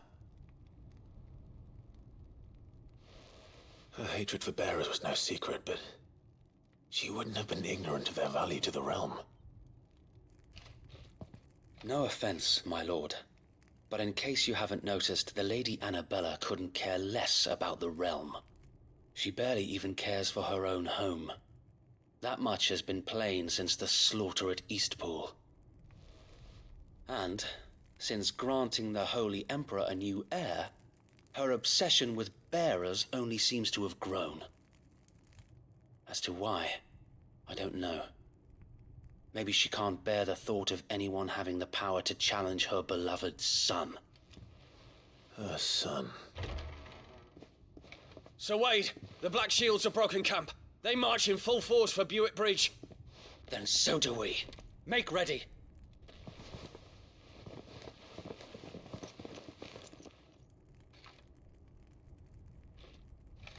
This is their main host. If we remove the head, perhaps we can prevent what happened at the docks from happening somewhere else. If I do nothing, then the blood of their next victims will be on my hands.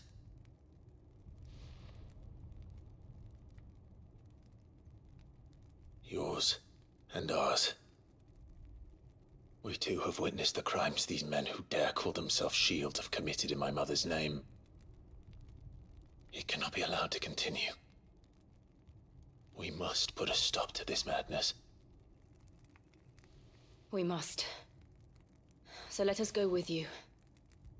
For the good of Rosaria.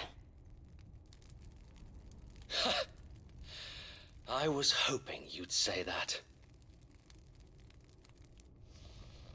Very well. If that is your wish, I would be honored to serve at your side. And we at yours. So, Wade, let us do our duty. With pleasure, my lord.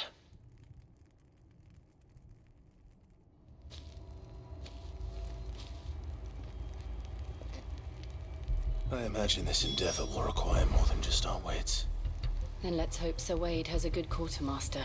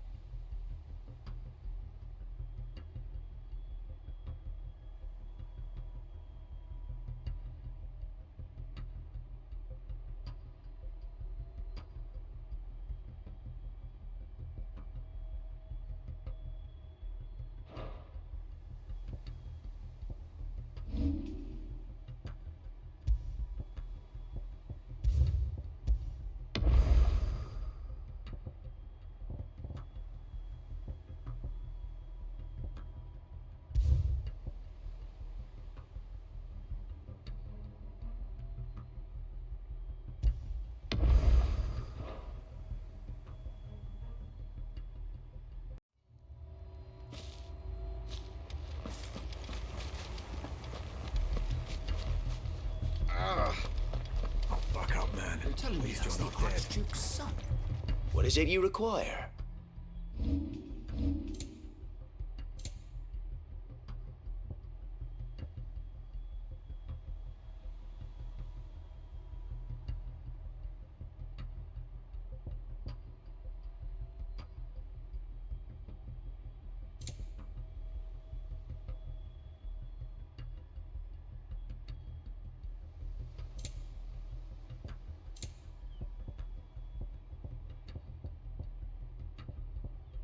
I will be here should you need aught else. Tell us then, Sir Wade. What is your plan? Nothing fancy. You, Lady Jill and I make for Buett Bridge and provoke the main host at their encampment. Sensing an opportunity to end the Guardians, the Black Shields will call for reinforcements, who will be met from the rear by parties of my brothers hidden throughout the surrounding hills. This will allow us to wage battle on the bridge without fear of being overwhelmed. While the Black Shields have an advantage in numbers, you see, they prefer to fight in small units, which we can use to our advantage. How small exactly? Small enough, now that I have you and Lady Jill for company. I doubt I could have done this on my own. But until we arrived, that was your plan. You haven't changed a bit.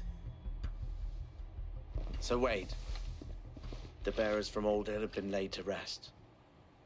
Very good. Now make ready for battle. As you command.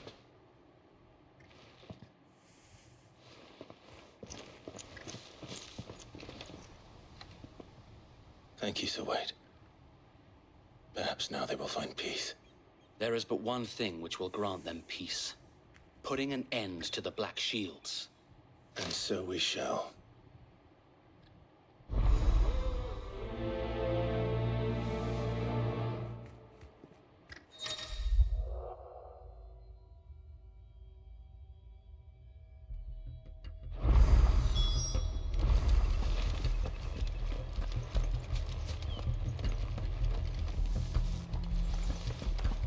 We'll keep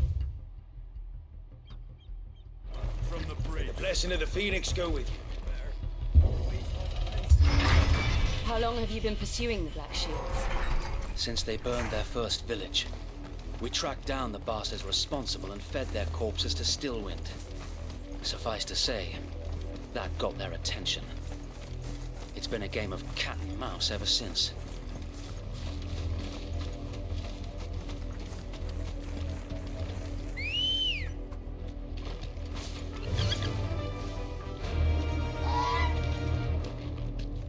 Faster!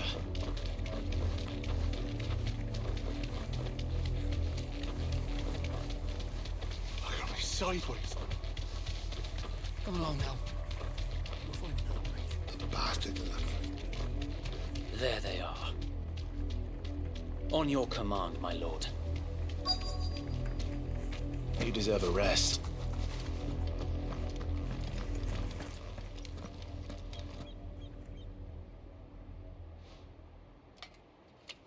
What is it now? I told you! We bear a message for the Vicereine. From the Guardians of the Flame. Ha! You presume to tell us that a pair of filthy vagabonds, a woman and a dog, could guard aught against the might of the Black Shields? Then come! Die along with your flame! For Azaria! For Azaria!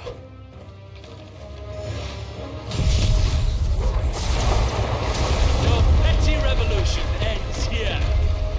On these our swords we swear.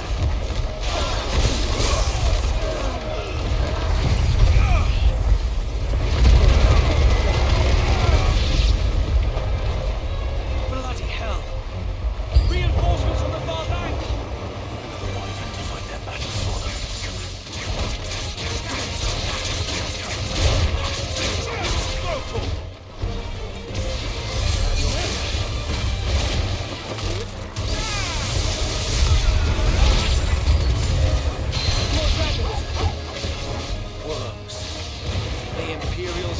taking any chances. But I can't say I'm flattered. Over here!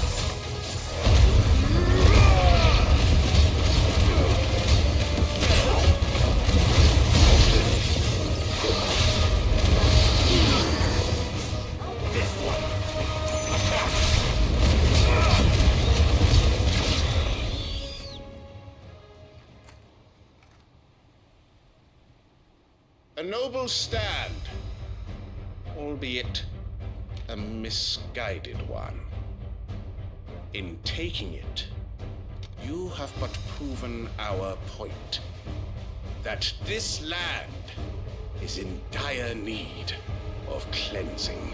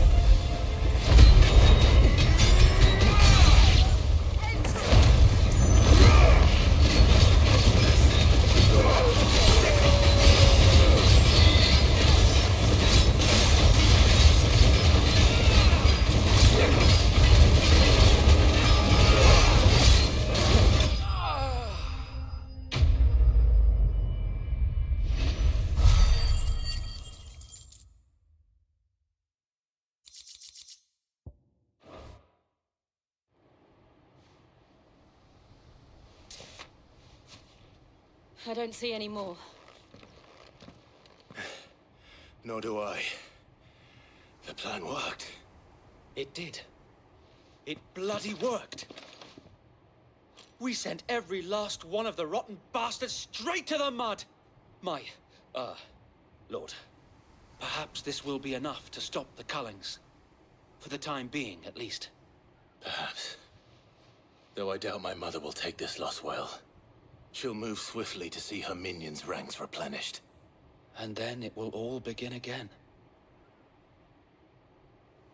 I often wonder if the nation we once knew is gone for good. Her fields rot. Her people starve. We battled to preserve the flame that was, but for every foe we fell, another springs up in its place.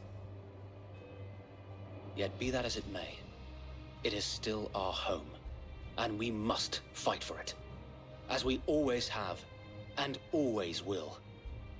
For as long as the Firebird's flame burns in our hearts, the Duchy cannot die. And her loyal subjects may dream of a day when the Rosarian standard flies over Rosalith once more. So wait, Think we should fall back to Port Isolde before the garrison sends reinforcements? A sound strategy, my lord.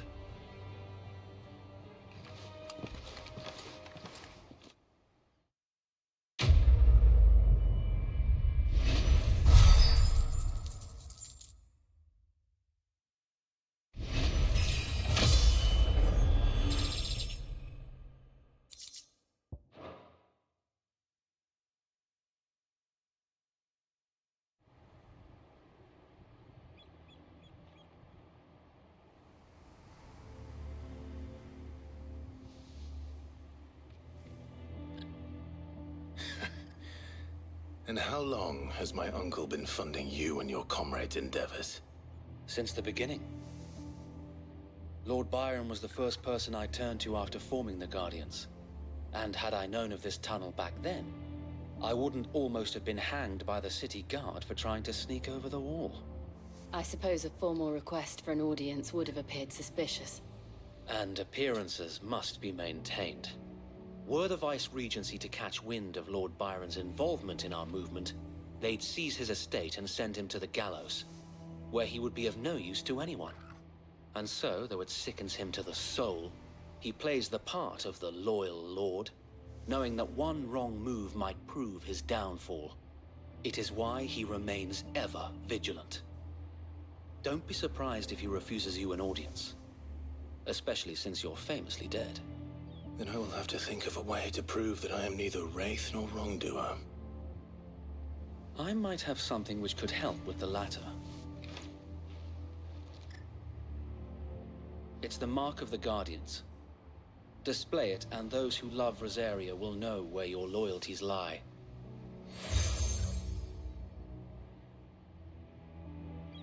I shall wear it with pride. Be sure that you do. I don't want my men attacking you again. Unless you deserve it. If only Sir Tyler could have been here to see you. Or the Lord Commander. Thank you, Sir Wade. If there is ever anything you need. I know. Go on now, my lord.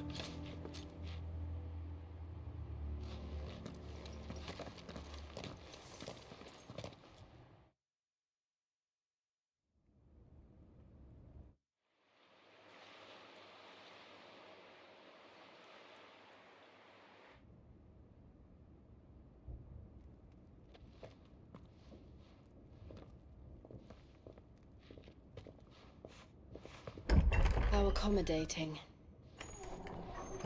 Do you really think they believe we are who we say we are? Not a chance.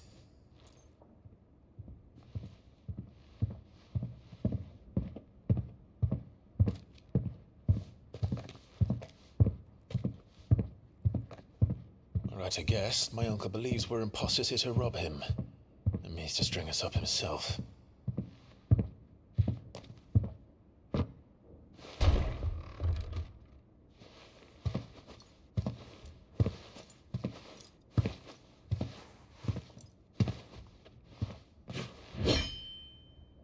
Imagine my surprise when I was told my nephew had come to visit.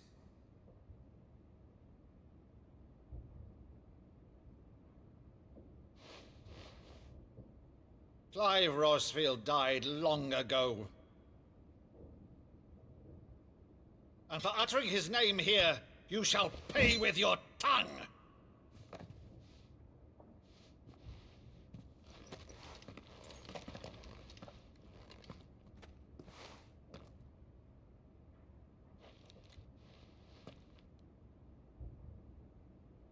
You would mock me as well?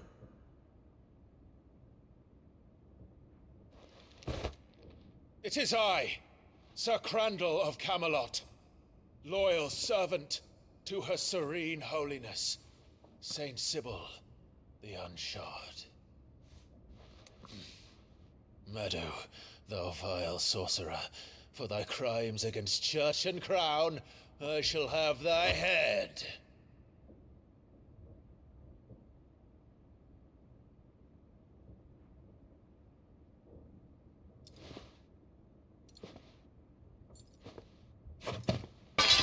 Curse thee, infectious flax wench. Even in death, must thou plague me still? Very well. I shall open the gates of hell, that thou might see thy charge once more.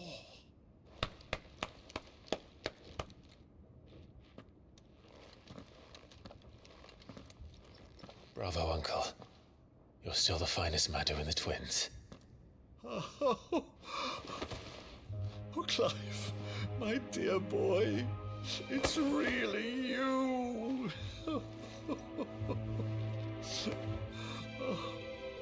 You always were fond of that scene from The Saint in the Sanctuary. Never did let me play Sir Crandall.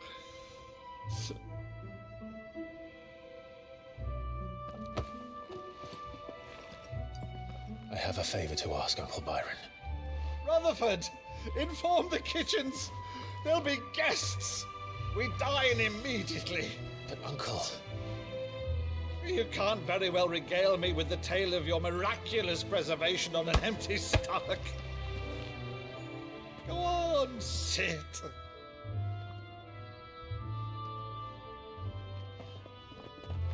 See that you use the good plates, Rutherford.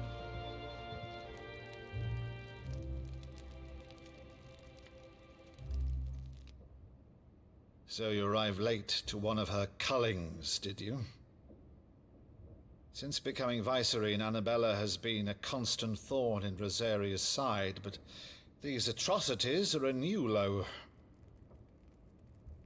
Something has changed. Quite what, I don't know, but the woman we knew is gone, and a monster sits in her place.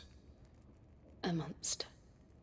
For better or worse, I've been charged with governing this town, and thus must maintain the illusion of obedience. That's all I can do to aid Wade and his merry band of revolutionaries. So he's told us. You have risked much for Rosaria. Our nation will be forever in your debt.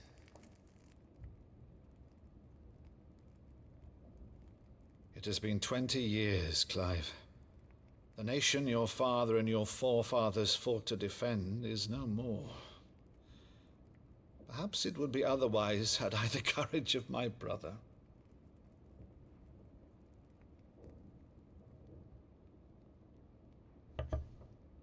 All right, if it's a ship you require, a ship you shall have.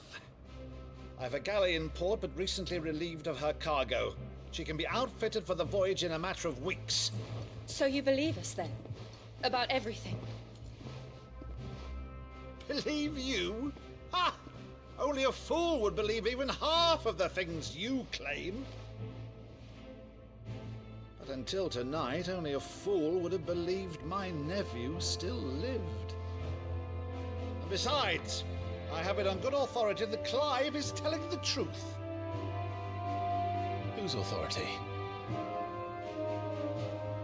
Your own, of course. You've always been a terrible liar. Is that true? It's not untrue. Let's say no more about it, eh? It wouldn't do to linger on my nephew's greatest failing.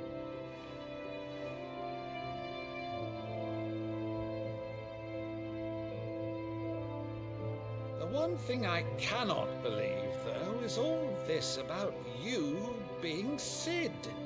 You were always such a good boy, but now you're quite the outlaw. Which, if I'm not mistaken, would make me an outlaw's uncle. Right then, who shall we pillage first? Rutherford, fetch me my cutlass. This will be fun.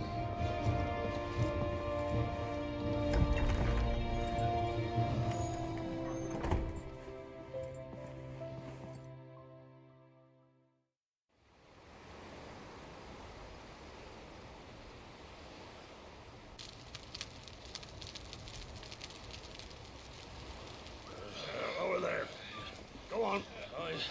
She's a fine ship, isn't she? Once outfitted, she'll bear us across the boiling sea to Drustinus in the space of 3 days.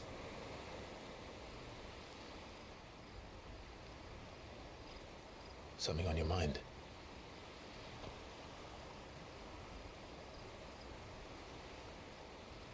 Monsters. When I served the Iron Kingdom, I did so because I saw no other choice. Because once they learned that the lash would not move me, they turned it on those who could.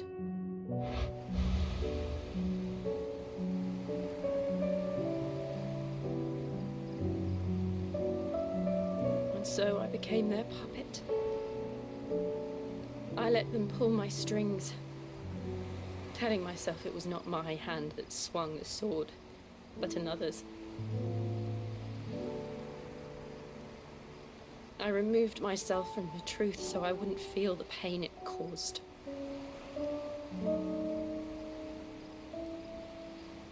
And before I knew it. I no longer felt anything. Anything at all.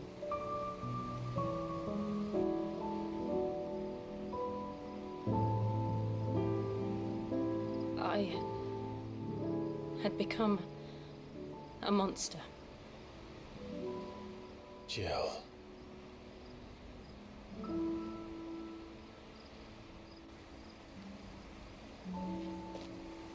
I don't want to be a monster, Clive. Do you understand? I want to choose a different path, a better path. To live on my own terms. But before I can do that, I need to come to terms with my past.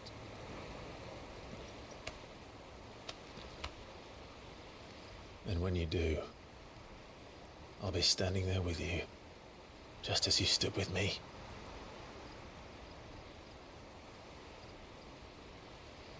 Thank you, Clive. I must atone for my sins. Only then, when it's done, will the monster cease to be. Just promise me that you won't die with it.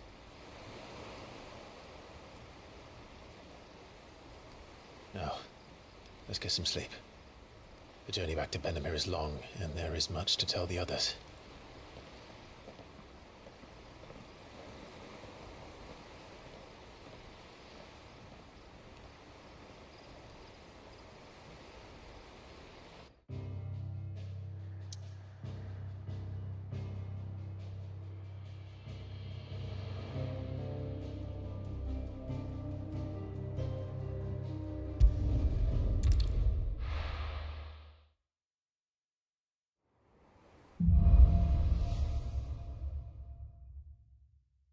Only the Founder knows what awaits us in the Iron Kingdom.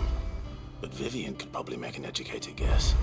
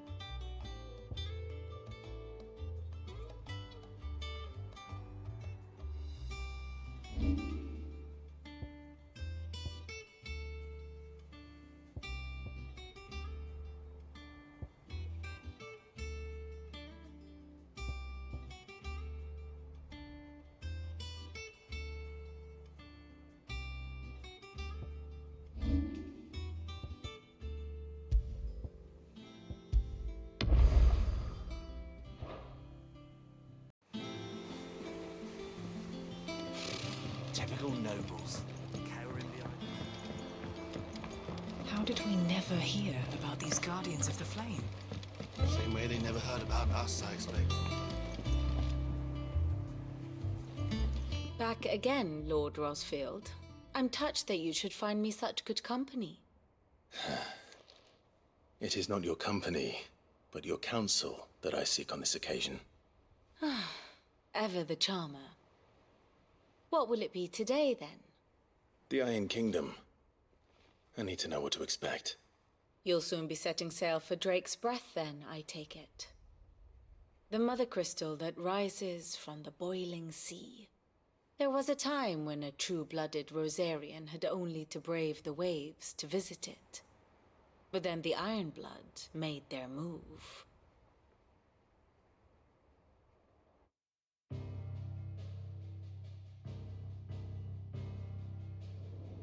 As you know, the Iron Kingdom rules over the islands to the west of Storm.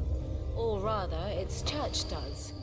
But this is not the pragmatic approach to state religion employed by the Holy Empire to manipulate the masses. No, the Iron Kingdom is the literal embodiment of the crystalline orthodoxy. And so, if one is to understand it, one must start there. As the name implies, the orthodoxy holds the Mother Crystals sacred, and they do not take kindly to heathens plundering the objects of their worship for the means to fill washtubs and light lamps with frivolous feats of magic. Indeed, the faithful consider ether a sinful thing, a poison no less. And to them, a dominant is an instrument of evil, albeit one they have proven only too happy to turn against their enemies. Some 80 years ago in Northern Storm, Drake's eye collapsed. Soon after, in pursuit of ether and with the blight at their backs, the Northern Territories descended upon the Grand Duchy of Rosaria. And when the Shields of the Flame marched north to meet them, the Iron Kingdom spied an opportunity. A few short days later, the Crusaders landed on the island of Mount Drastanus, home of Drake's breath, and plucked it from the duchy's grasp. Rosaria tried to reclaim it, of course, but to no avail. I doubt more than a handful of duchy men have set foot on its shores in your lifetime. Nor are they like to again, under the Empire's stewardship, meaning the Iron Blood will keep their island, and with it, the foothold they need to march on mainland soil when next they spy an opportunity.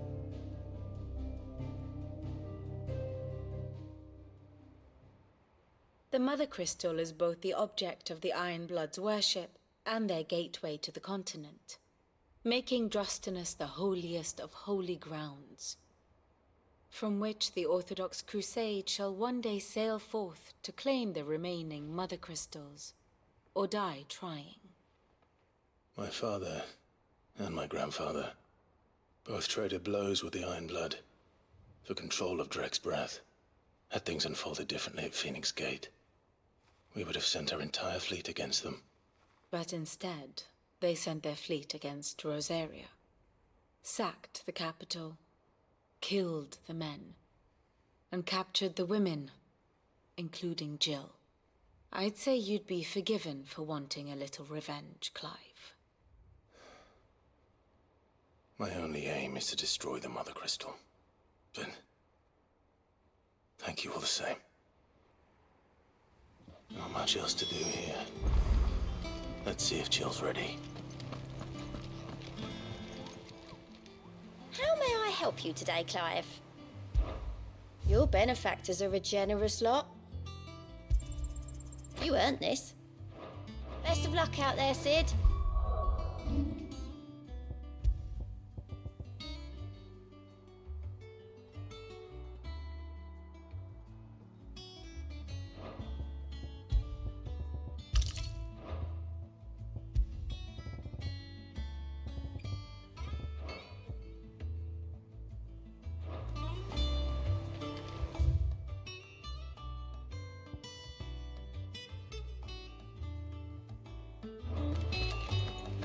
There are new billets being... Clive! Oh, am I glad to see you? Is something wrong? It's Blackthorn. He ain't himself. And if I'm honest, he ain't been for a while. Yet normally it only takes a couple of drinks to perk him back up, but not this time. Something's getting him down. And whatever it is, he ain't telling. It's like he's lost his spark, you know? He's barely got enough fire in his belly to get the ump about stuff. But I'm thinking he might if we both bent his ear, because he respects you, innit? So, what do you say?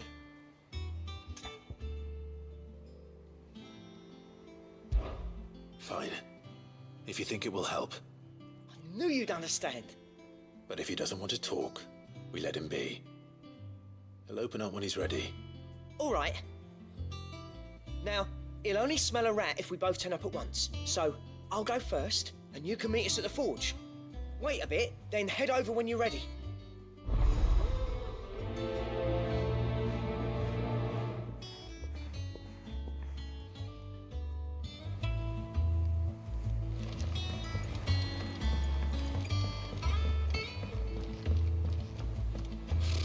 Typical nobles.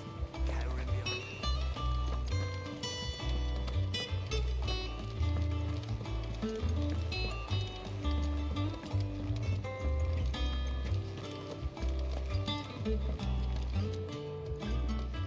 take you for a scholarly van? Oh, this?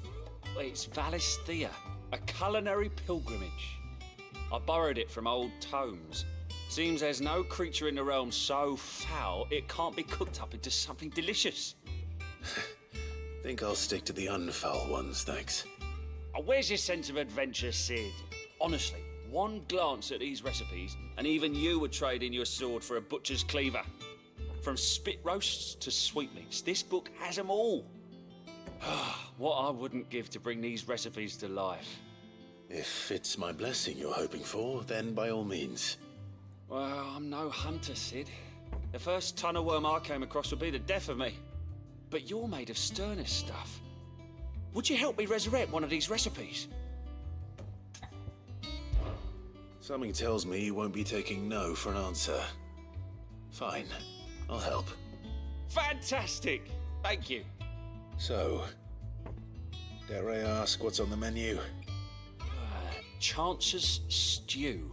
It was once a favourite among the gourmands of Oriflamme, if the author is to be believed. Though Molly's never heard of it. The only problem is that while the recipe is extremely detailed in most respects, it's infuriatingly cryptic as to the main ingredient. A beast, no doubt. Most likely something that would make easy work of a simple cook with more broth than brawn, but unwanted violets.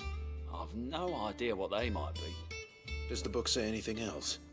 Well, only that the sweetest violets sprout atop the bed of roses. Roses. Rosaria, perhaps? One of the butchers in Martha's Rest might know something. I'll ask next time I'm there.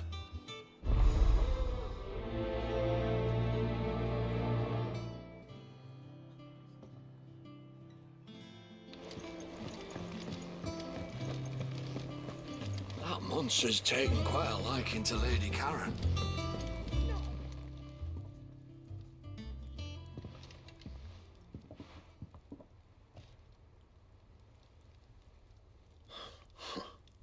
First August, and now you. What are you pair up to? What's it got to do with me? August was worried that something had been weighing on your mind. I thought you might want to talk about it. Did you now? I told you not to stick your nose in my business. What'd you go and do? Clive just wants to help, innit? What's so bad about that? Talk to him. You never know, you might feel better for getting it all out in the open. Please, mate. I'm worried about you. Phil, shut you up. It's nothing really. Stupid. Not the sort of thing you bother people about. Why don't you tell us all the same?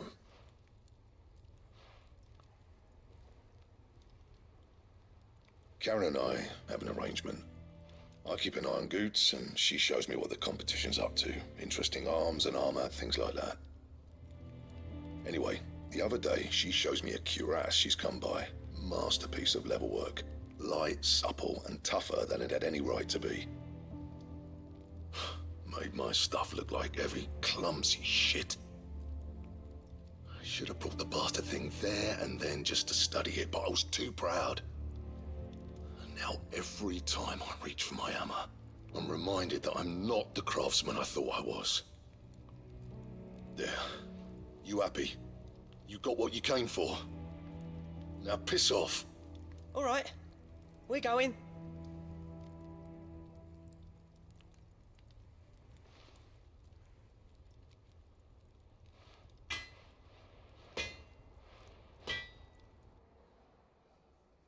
I always thought of old Blackthorn as a bit of a force of nature. Like a storm cloud full of ale. Didn't think anything could rattle him. Least of all a stupid piece of leather. Blackthorn's always taken pride in his craft. Questioning it means questioning himself. Something tells me this is only going to get worse. If he has doubts, it will affect his work, which will only add to his problems. We need to nip this in the bud. I couldn't agree more. He said he should have bought that cuirass. Perhaps we should track it down for him. Assuming you're happy to help, that is. Too bloody right I am. Glad to hear it. First things first, then. We need to speak to Karen. monster's taken quite a liking to... Karen, do you have a moment? Blackthorn mentioned that you'd recently come by a leather cuirass. An exquisite example of the craft, from what he told us. And he ain't been himself since he saw it. So we thought we'd buy it for him. Sorry, sold it already. Didn't think Blackthorn cared for it the way he turned his nose up. But it was nicely put together, that's for certain. Even if the bloke who made it is a bit of an odd one. Happened across him on my travels. Makes all his stuff to order, but the fella who commissioned it refused to pay. He didn't like the colour of summit. So I took it off his hands for a fair price. You don't know where we might find him, do you? Like I said, he's a bit of an odd one. Doesn't even have a workshop. He don't trust hunters neither, which means he spends as much time out tracking beasties as he does working their hides. I see. He did tell me something, though. Apparently, his next commission's for a set of griffin hide greaves. Here, there's a griffin on the hunt board. The curse breakers were placing bets on who'd bag it. Now, where the bleeding hell was it sighted? Somewhere in Sambrec, maybe... Cairnorthern, that was it. Thank you, Karen. We'd be lost without you. At least you admit it. So, it sounds like going after that griffin might be the best chance we have of finding our roaming leatherworker. I'll leave the hunting to you if you don't mind. While you get on with that, I'll ask around the markets. See if I can't sniff out who he is and where he's hiding. Good idea. Hopefully one of us will be able to track him down.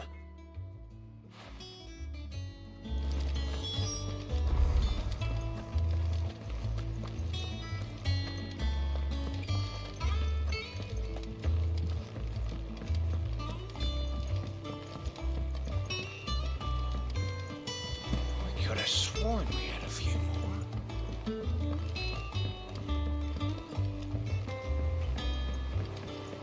How did we never hear about these Guardians of the Flame?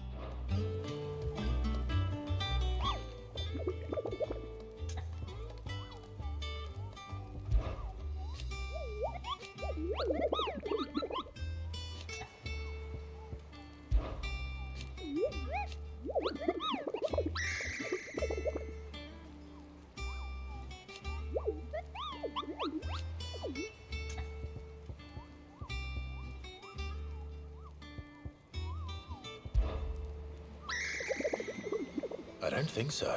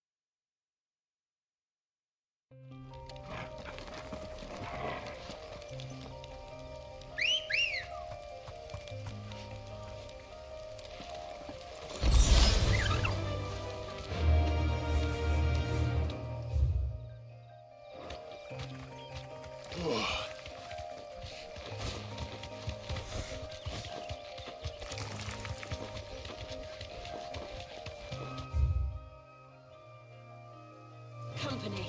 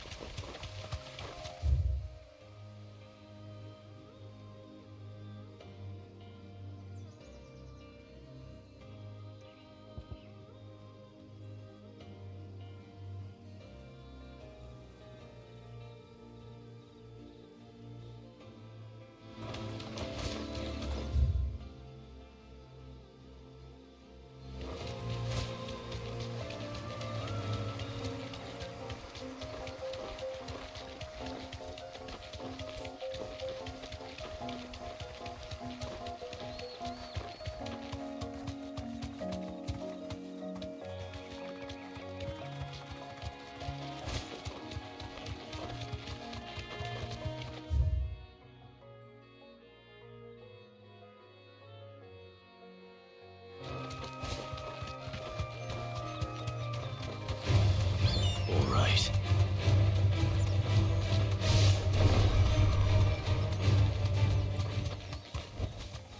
Straight home now.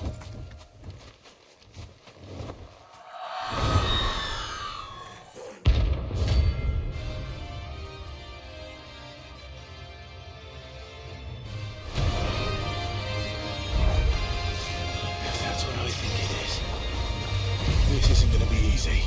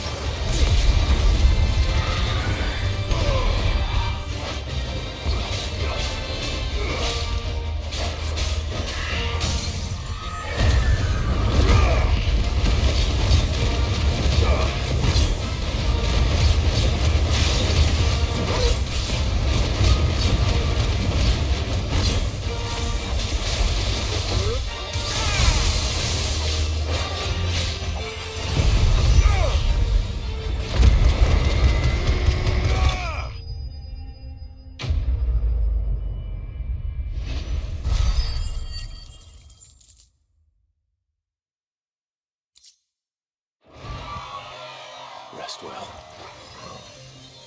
I know I will.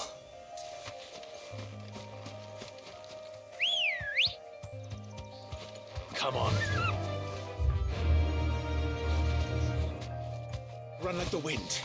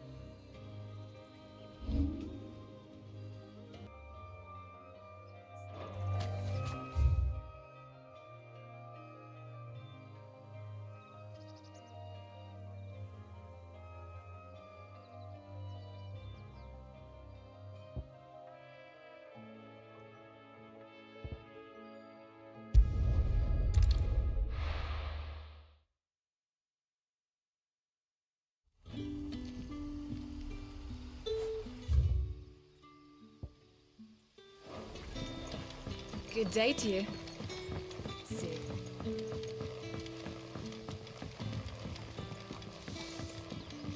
The crystals we get from the tail are all but worthless. It's not just the crystals. Bearers are having trouble with their magics as well.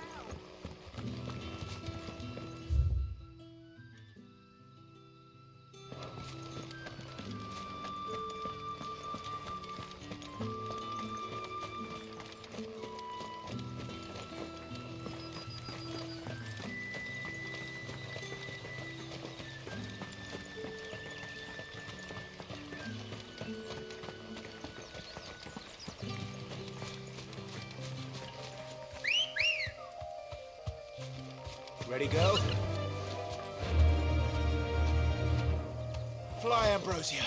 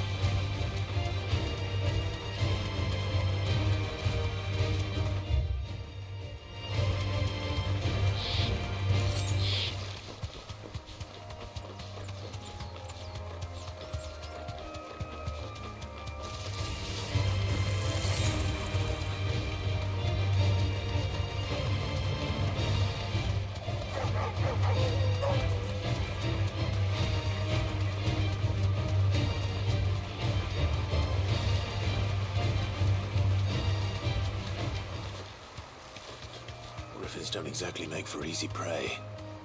Let's hope our craftsman hasn't bitten off more than he can chew.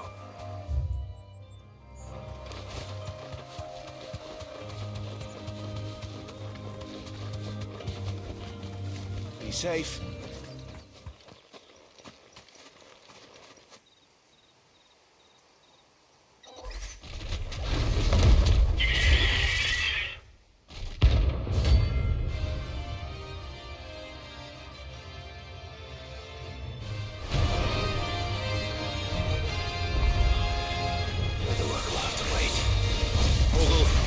Sharp.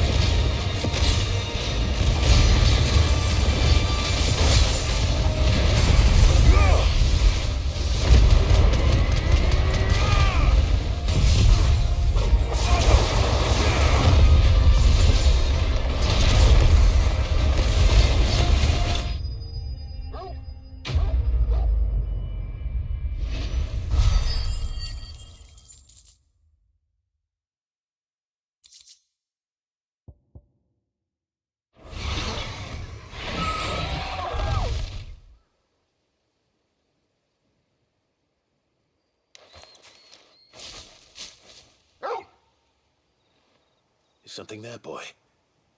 Oh.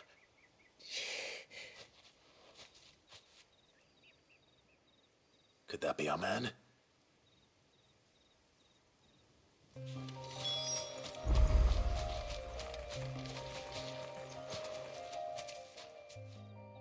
Are you all right? Dare say I'll survive. That griffin caught me before I could get an arrow off. Must have lost sight of me in the grass, though. I'd be dead if it hadn't. More likely than not.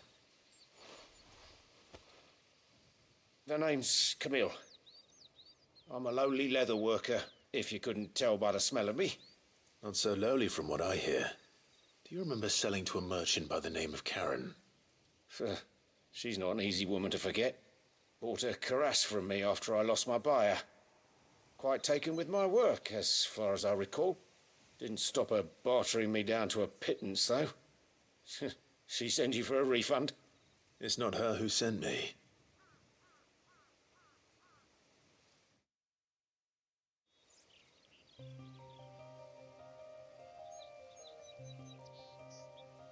Well, consider me flattered.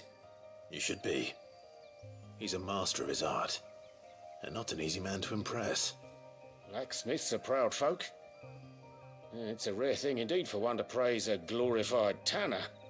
And I don't imagine an impressive swordsman like yourself would be getting your steel from any but the best. I'd dearly love to help a fellow craftsman, but...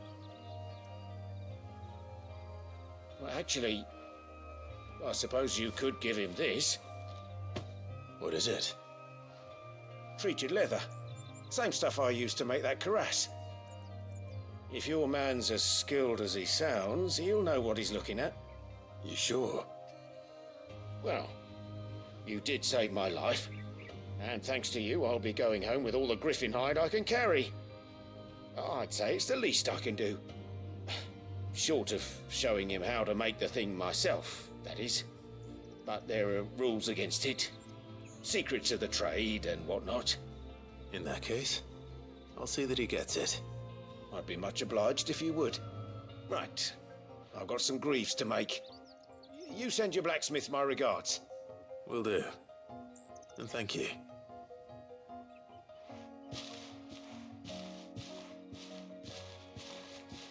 Hopefully this will sweeten Blackthorn's mood.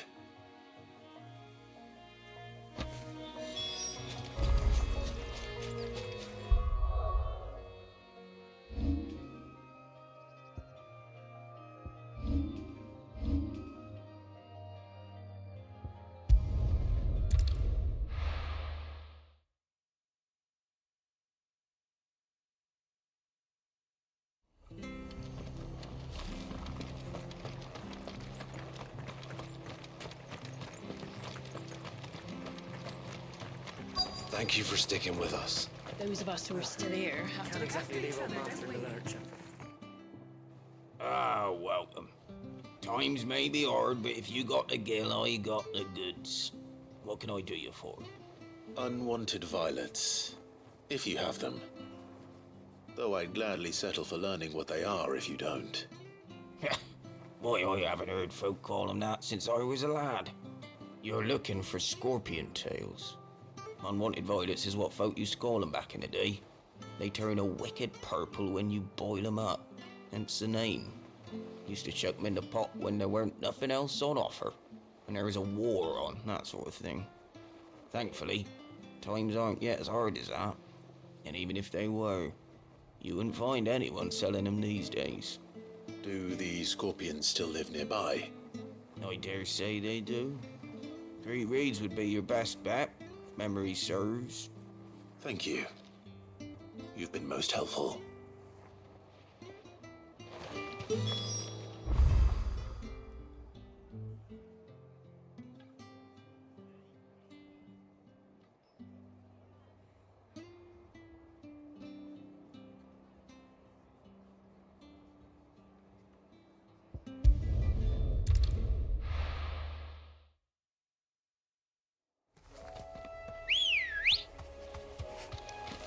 Let's go. Fly, Ambrosia.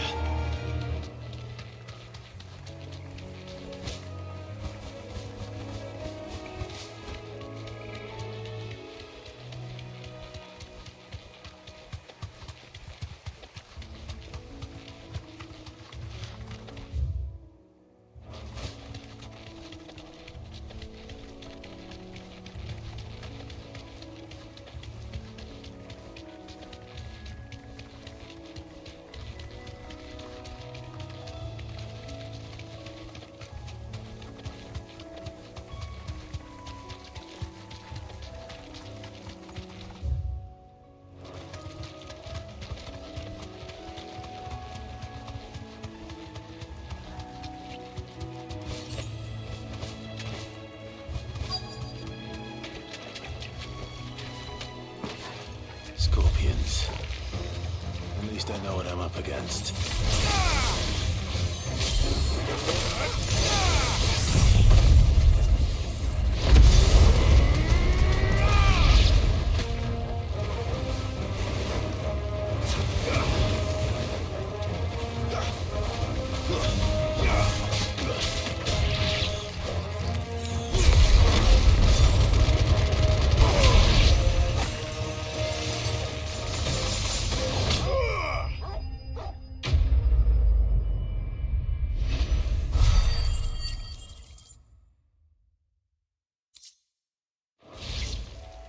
I better get this back to Yvonne before it goes bad. Or any worse, at least.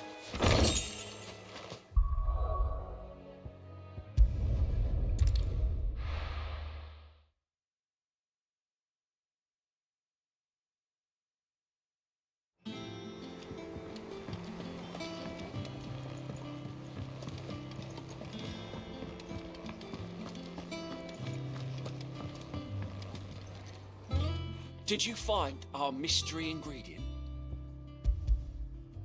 I did indeed. Marvellous! Let's see. What am I supposed to do with this? It's poisonous, surely. You wouldn't be wrong. But that's your unwanted violet. Into the pot it goes, I suppose. Wait here. I won't be long.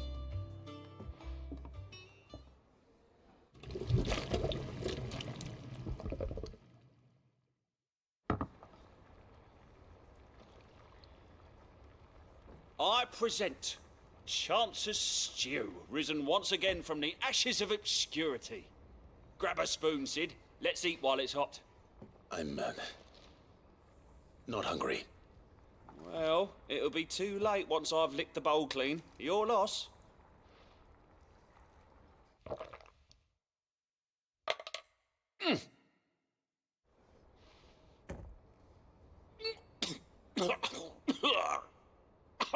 Odin's teeth. What the salt on the senses. It's like choking on swamp water. And yet, up through the pungency there rise complex, meaty notes. It takes a moment to recover from such an onslaught of flavours, but never have I tasted anything so fine. Thank you, Sid. Thank you. You're, welcome. I must share this gift. I won't rest until a steaming bowl of Chance's Stew sits before everyone in the hideaway. A single mouthful, and Molly will be breeding scorpions of her own. I'm sure she will.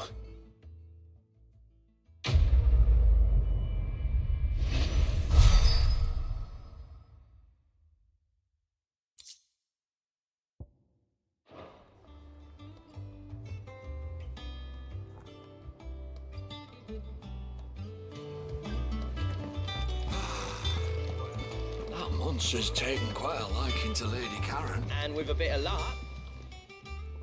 How'd it go, Clive?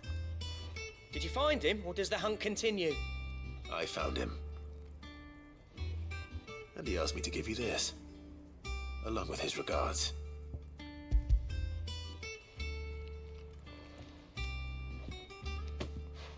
You're joking.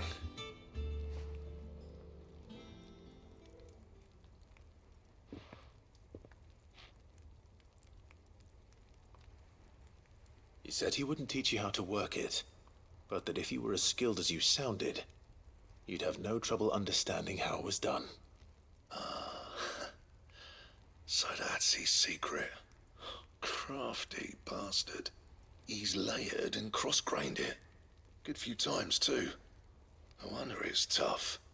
And that's no ordinary oil he's used to get that finish. Oh, this is fine work. Even finer than I thought. Yeah? I'll take your word for it. Just looks like leather to me. Still, I'm glad you're happy. Here, Clive. You didn't happen to catch the fella's name, did you? Camille, I believe. I thought as much. There ain't many leather workers in the realm daft enough to do their own hunting, see? And his name kept cropping up when I was asking around. Turns out he's from Tabor. And again, most leather workers are. But our friend Camille guards a long-held family secret, the details of which are the subject of some debate in the leatherworking community. Then we better keep this close to our chests.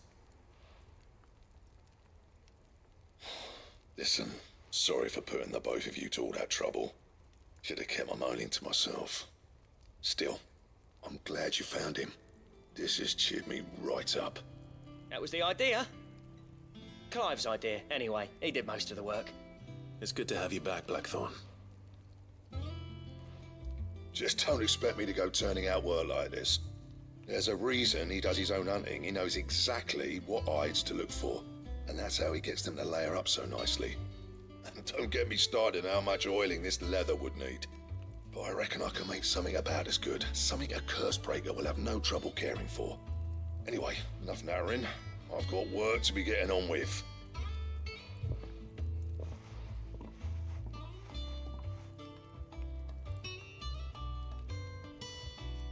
Looks like we won't be needing a new blacksmith. As if there was a better one out there. It wouldn't have been the same anyway. No one spins a yarn like old Blackthorn in his cups. Right, now that's sorted, I've got duties to attend to. Thanks, Clive. You've given me my mate back.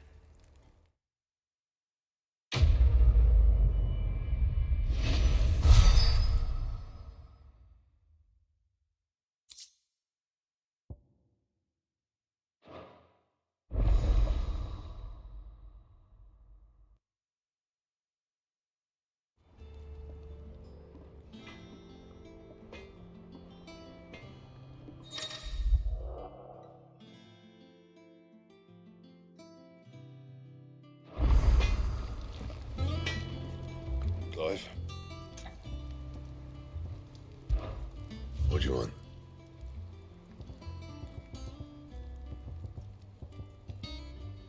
And? What do you need? So, what'll it be?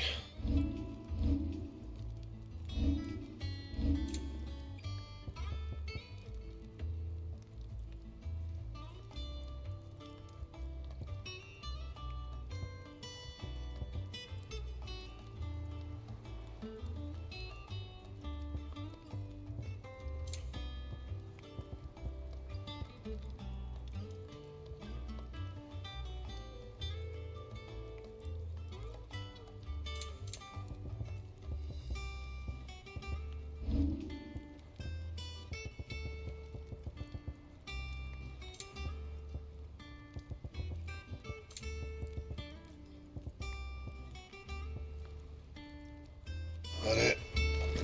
Fine.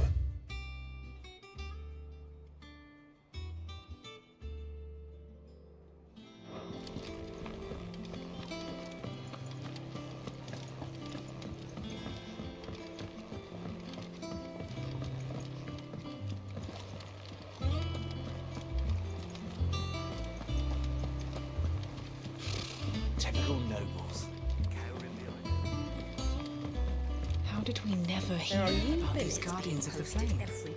Same way they never heard about. Oh, I wasn't expecting you back so soon. Here's everything we've received and everything promised.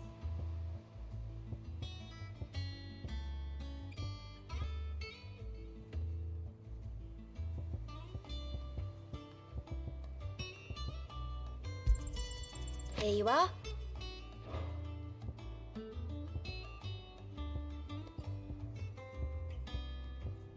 Come again. I may have more for you.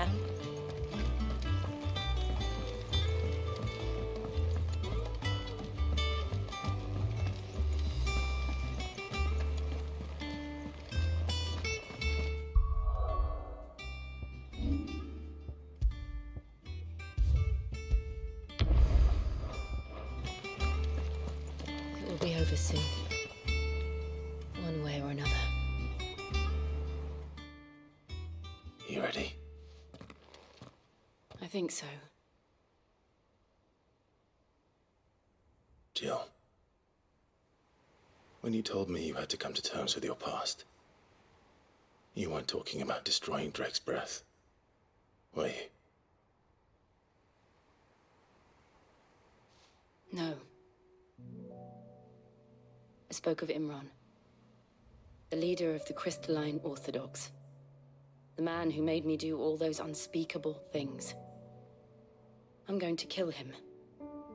It's what I need to do to put the past behind me. What I need to move forward. And I know that I can do it.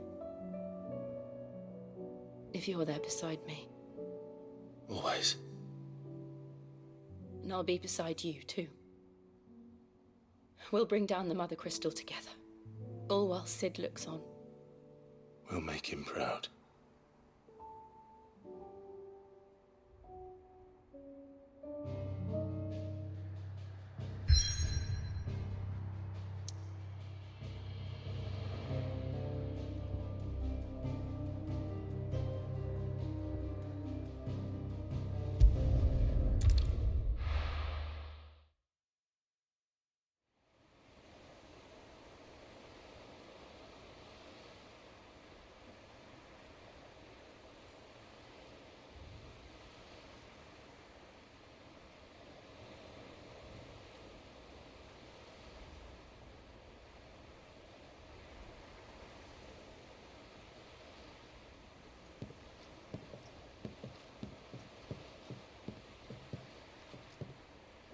Useful trick.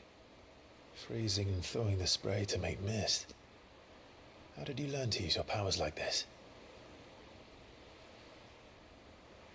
The Masters made me do it. When the Crusaders took to the seas, to keep the fleet's movements from prying eyes. I'm fine. No, you're not.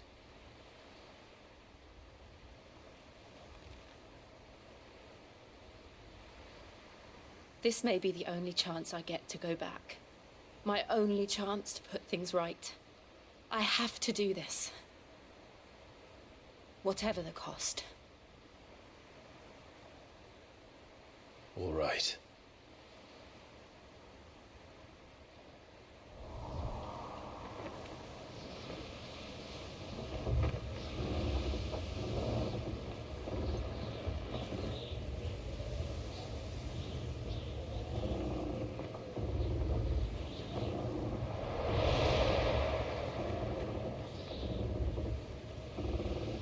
There she is. The Iron Kingdom's Mother Crystal.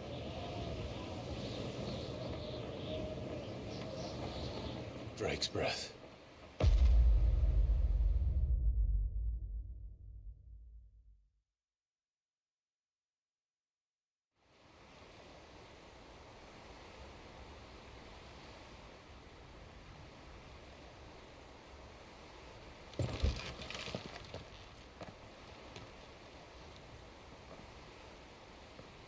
Strong currents, sharp rocks, and ether floods. Let's not forget them. This island is a natural fortress. But safety breeds complacency, allowing a single rowing boat to slip in unseen.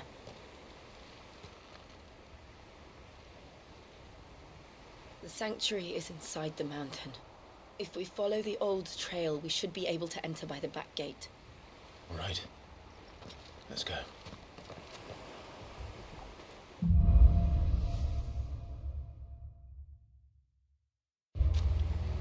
I always imagined when I came here it would be to reclaim it.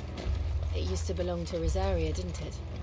Once, though it's been in the Ironblood's clutches for far too long. As was I. For 13 years, this rock was my home. I know its secrets only too well. This path was abandoned after an ether flood. They don't guard it anymore. The perfect little shortcut.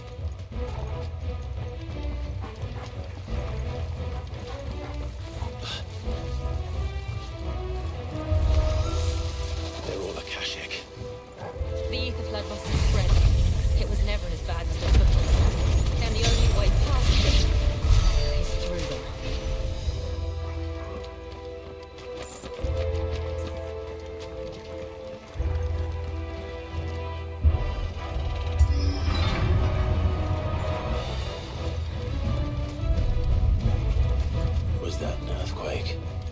They happen all the time. That wasn't even a bad one. It's nothing to worry about.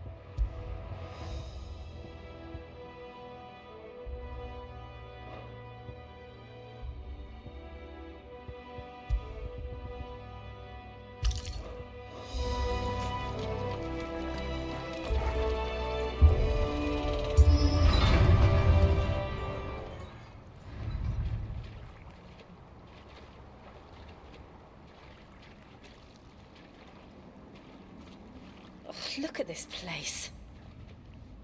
What a mess.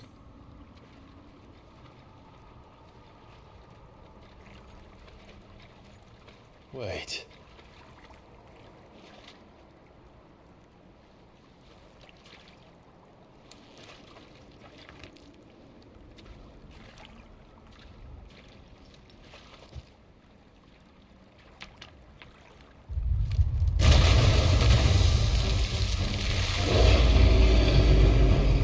It's turned. Nothing a shield of Rosaria can't handle. Just like old times. Be sure to keep clear of its ball.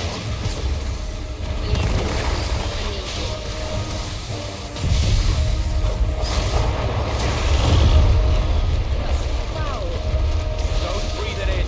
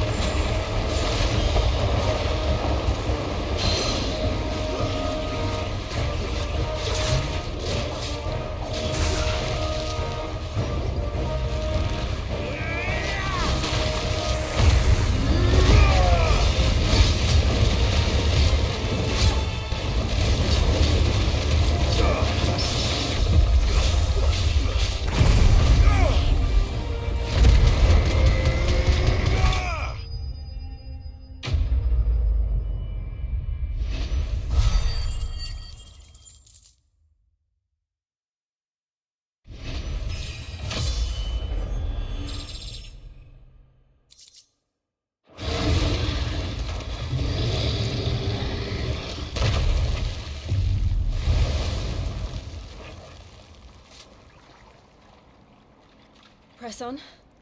Yes.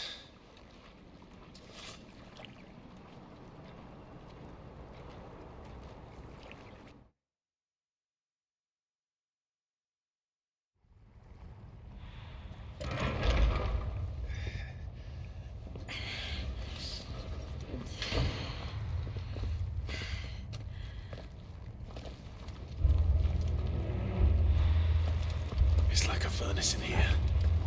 We're inside the volcano. You get used to the heat, though I don't remember it being quite this hot.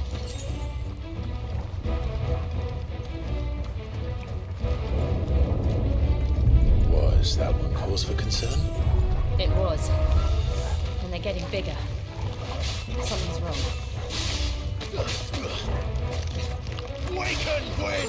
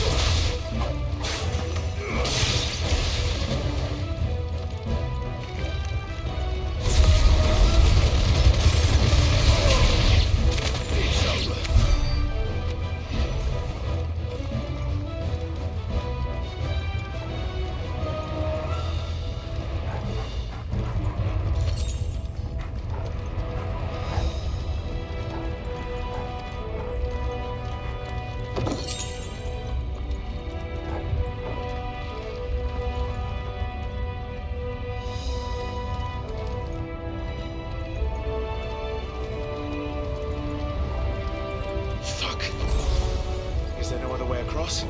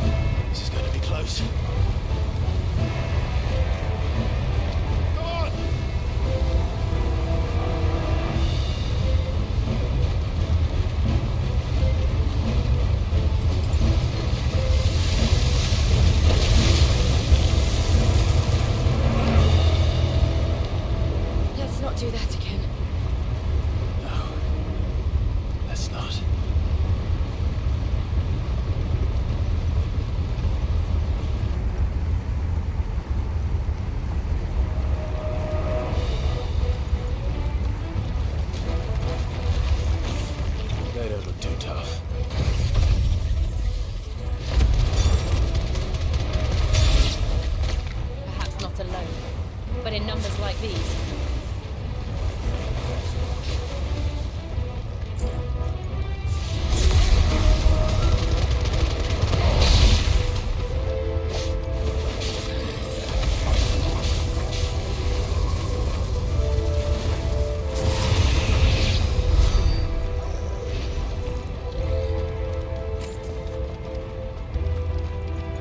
Well, we aren't going this way.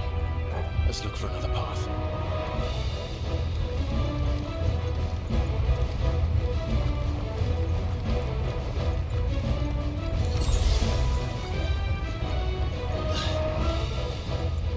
Drake's breath. We're nearly at the oratory.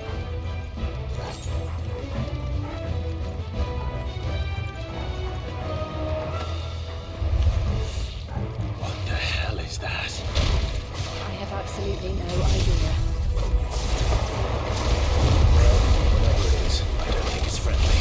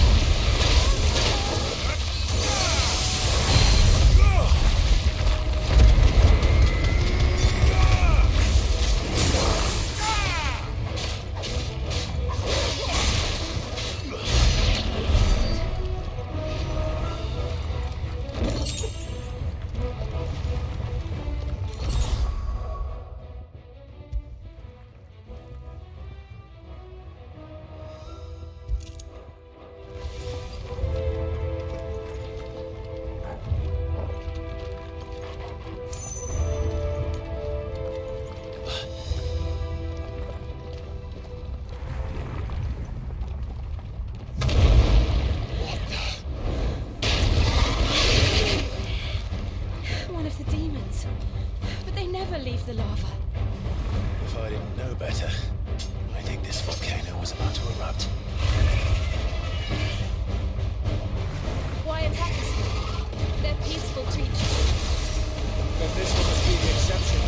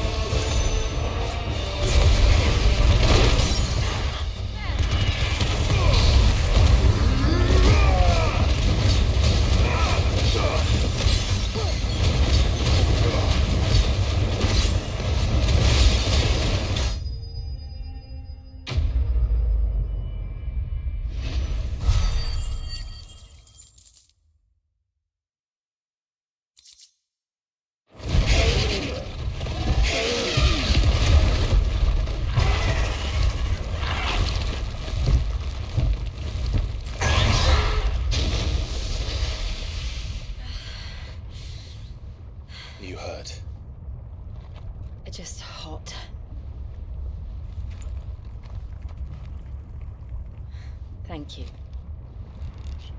Quite a commotion our friend made. Let's hope the guards didn't hear it.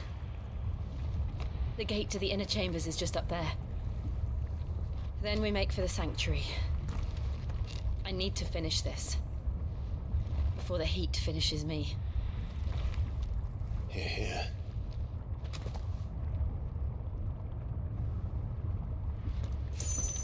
We'll enter the Comric by the Handmaiden's living quarters. It was always a hive of activity. Sounds like we'll have a hard time staying out of sight. We won't have to. There's someone there I should very much like to see.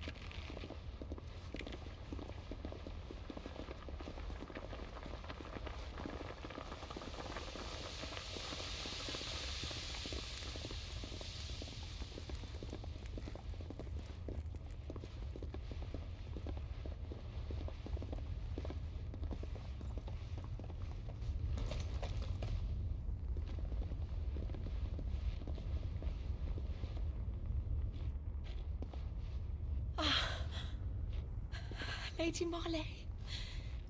It's me. By the mother. Jill, it can't be. It is, my lady. We cannot talk here. Come with me.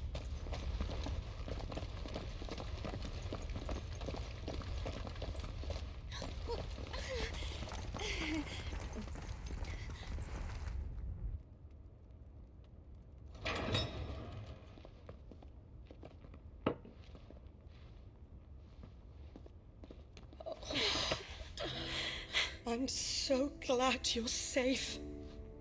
And I you. Why ever would you risk coming back? Are you a fool, girl? Or have you grown tired of your freedom already? Forgive me, my lady. But I had to come back. There are things I left undone. Tell me, where is the Patriarch?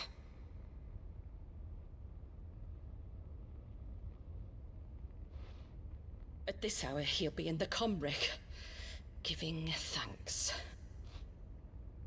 You mean... Oh, fiend! Clive, we have to get to the sanctuary. Now.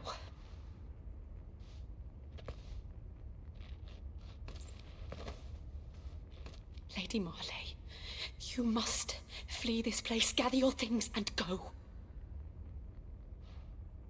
Now listen here, Jill. We have company.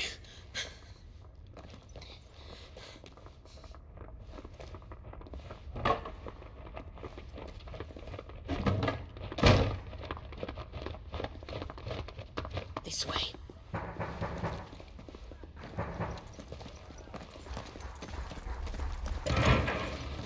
Follow this passage. It leads straight to the Comric. Go on, stop dawdling. Thank you. You were always so kind to me. My light in the darkness. Take care, my lady, please. You deserve better than this. A long and happy life, promise me.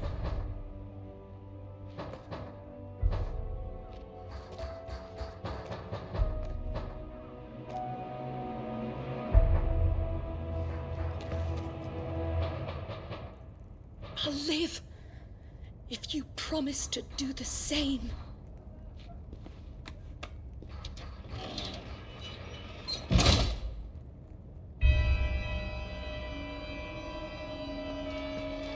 Come on, Clive.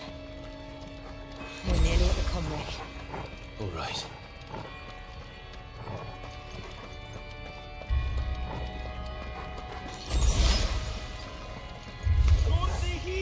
is our welcoming party? I've had enough of their hospitality.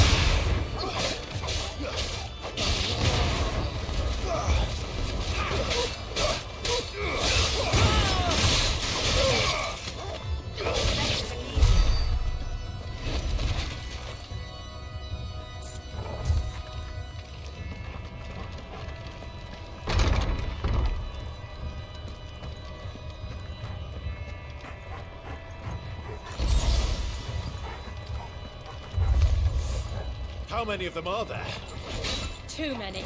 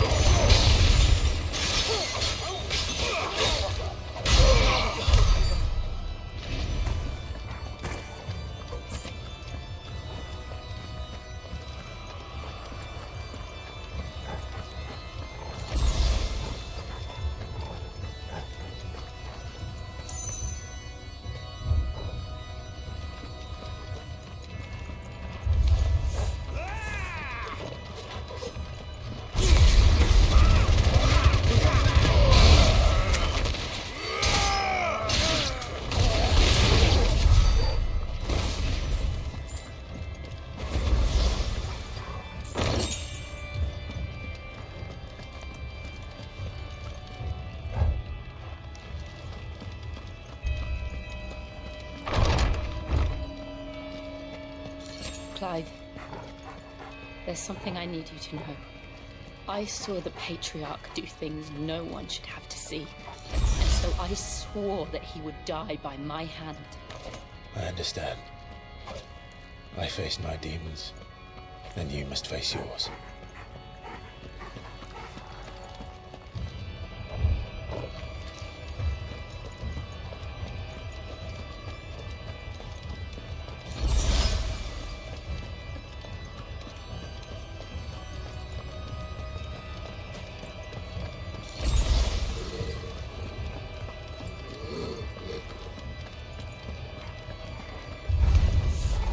We're nearly there. Just one last push.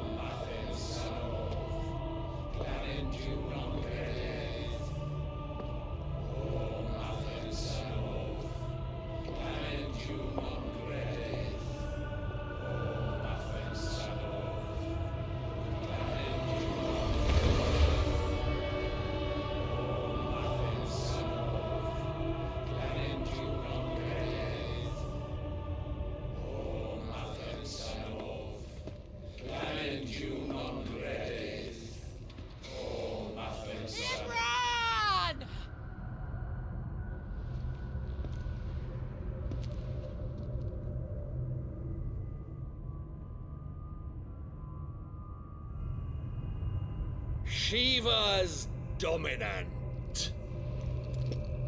Come to beg forgiveness for your failure. For years I followed your orders, fought your wars, all to protect the children you took, just as you took me. And what did you do in return?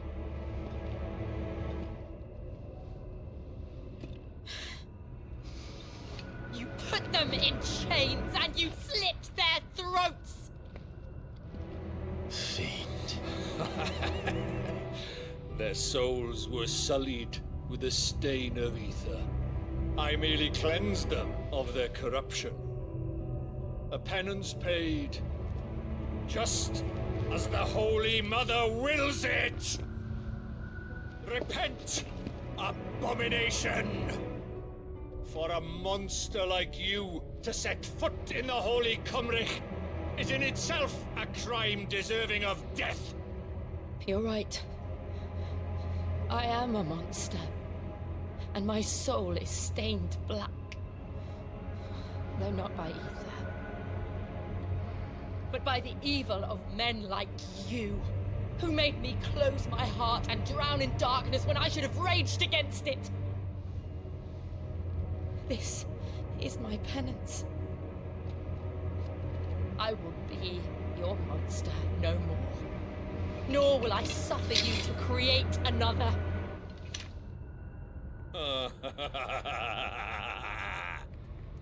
Does the beast bare its teeth at its master?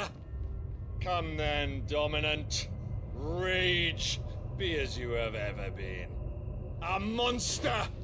And what are you, Imran? I was forced to kill. You do it by choice. But never again.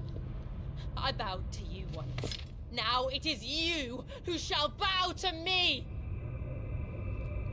Kill them.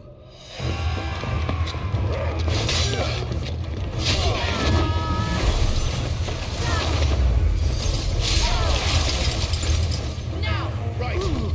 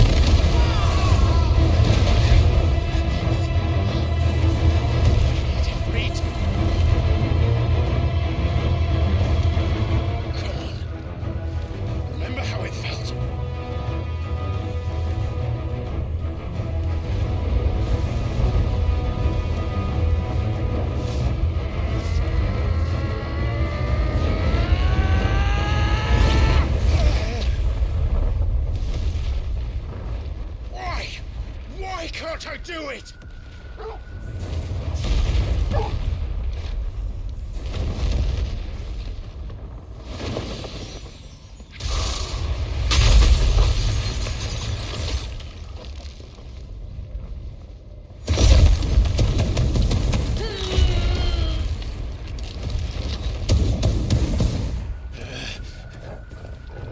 Please, just once.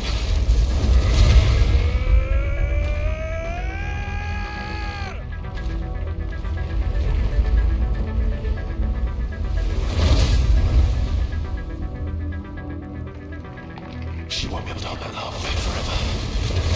Better make this quick. Let's try.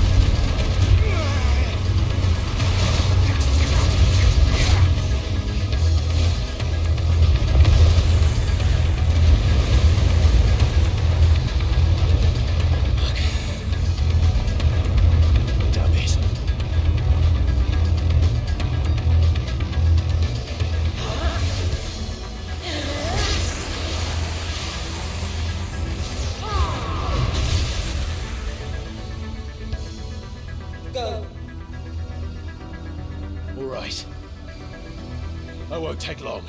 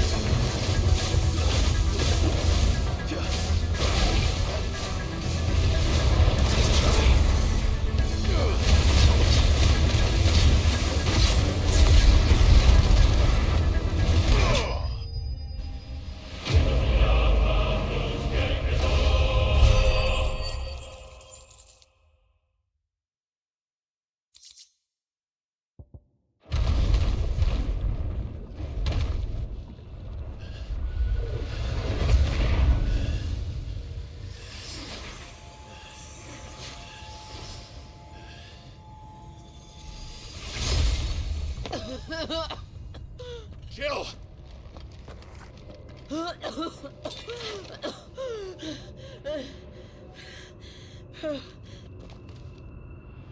I'm going to finish this, Clive.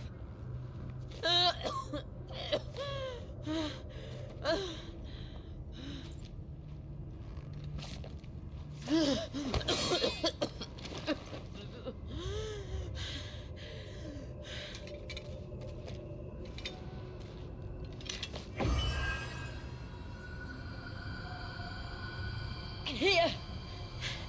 Use this.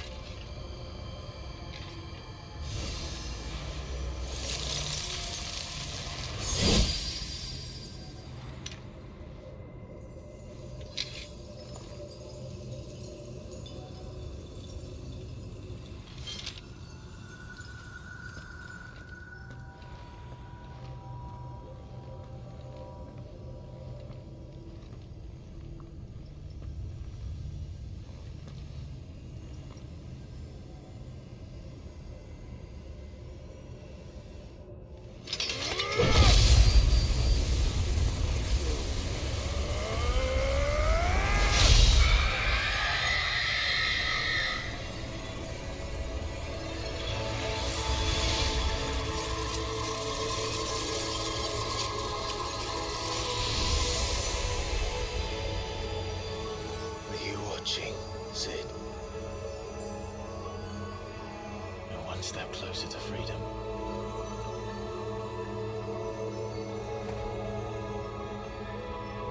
The crystal.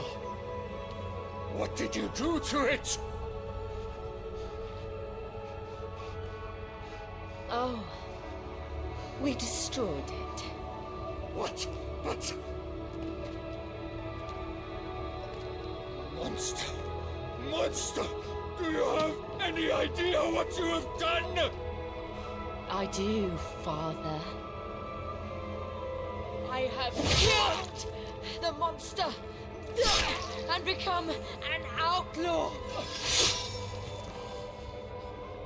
May the blessing of the crystals go with you.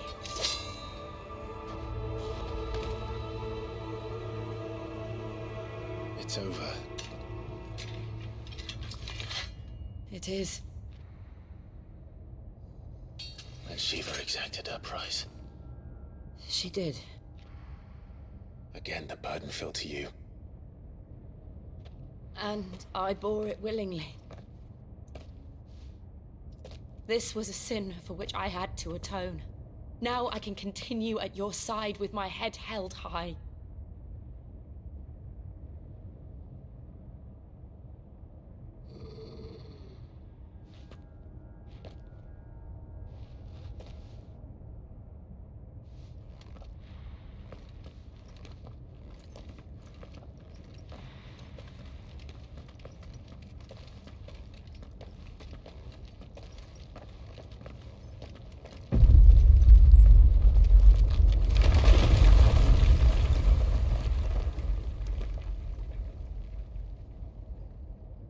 Clive, look.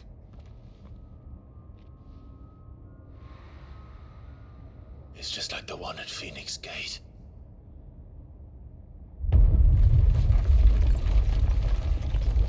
Damn it. We need to leave. Agreed.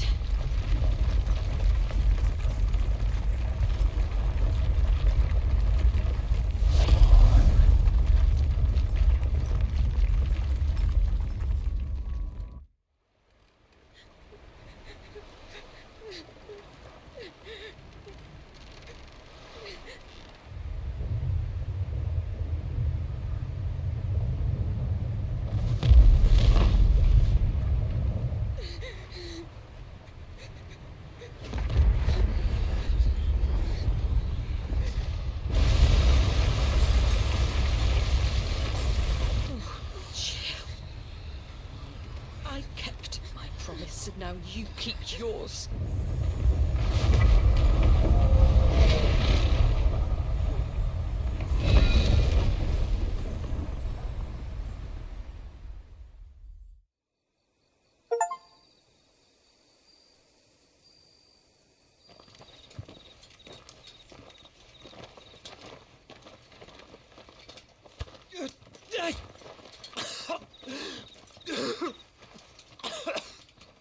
This way, Your Grace.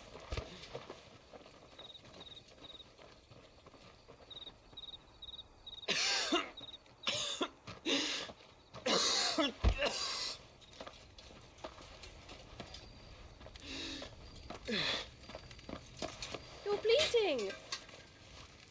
I have a tonic which will... I thank you for your kindness, truly. But I assure you, I will survive. Please, save your medicines for those who need them most. Oh, well, if you're sure.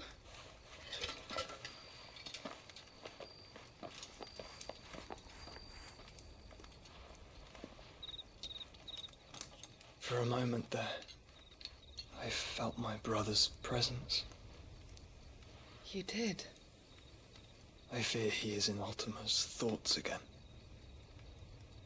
But why now, after 5 years of silence? I cannot keep him sealed away much longer. Your Grace.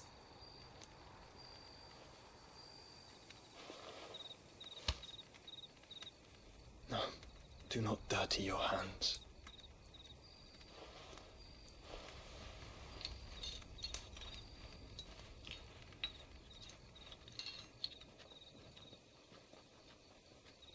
Look at them all. Like a river flowing to the sea. Or moths to a flame, perhaps. The crystalline dominion their light in the darkness. More and more lose their homes to the blight and set out in search of sanctuary, while others lose their fortunes to the Dhalmekian levies and leave to find new livelihoods. What is it that you seek in the Dominion, Your Grace? Oh, Dion Lesage. You mean the Crown Prince of Sanbrec? He has many titles. Dion the Bold, Prince of Dragoons, Odin's Nemesis, or simply Bahamut. I met him once, when we were children. He was a chivalrous soul even then, and has served his empire indefatigably ever since. And you are confident that he will listen to what you have to say? Our world lurches ever closer to the abyss, and a hidden hand ushers us onward. Ultima's influence extends to every nation, Sanbrec included. If His Highness is the man I believe him to be, and I pray that he is, this truth will not have escaped his notice.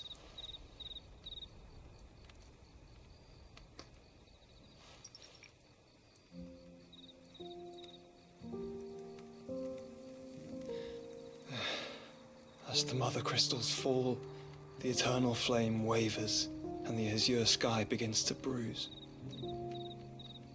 How lucky we were to be blessed by the crystals, and yet how spoiled.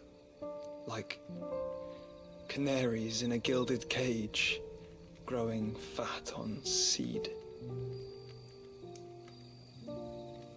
But now, the bars are closing in, and we must take flight. Painful though it be to leave our home behind, it is what we must do to be free. Which is it that men cannot live without? A blessing that leads to damnation, or a freedom that leads to deprivation? I do not yet know the answer to that question. Do you, Clive? Your Grace, let us find a place to rest a while. We can return by the Dhalmekian trail once you have recovered your strength. I realize your duty is pressing, but if your health should fail... I know. Thank you, Yote.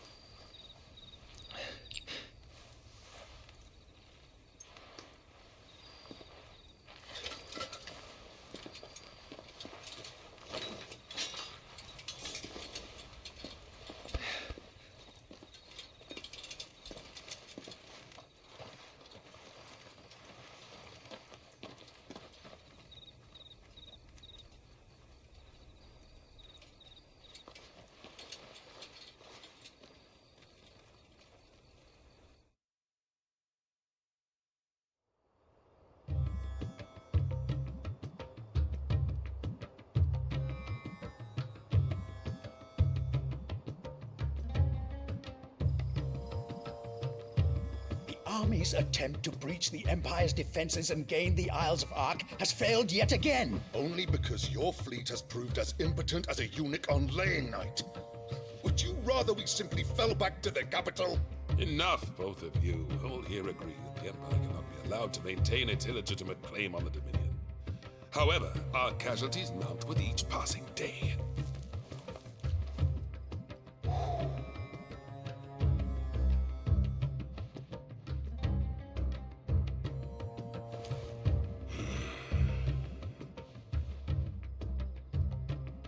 There is a literal sea twixt you and your prize.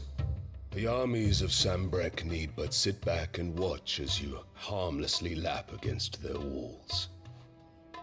They are dug in like ticks and seek to draw out this siege, knowing the capital's stores are nigh bottomless. And what of our wise rulers? Goaded into war without any thought as to what chaos it might reap.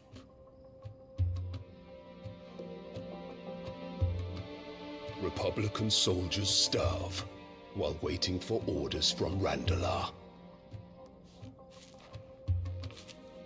If you would but take the field, their bellies would be full by nightfall.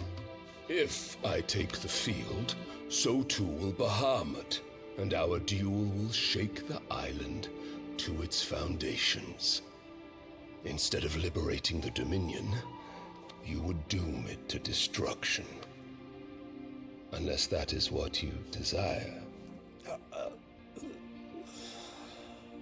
If our learned advisor has a solution to propose, we should be glad to consider it.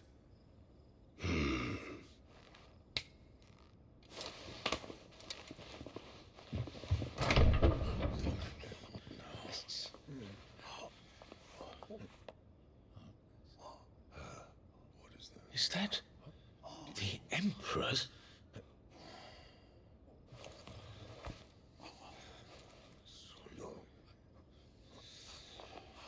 What is the meaning of this, Lord Kupka? What it means is that I am disinclined to advise you any longer.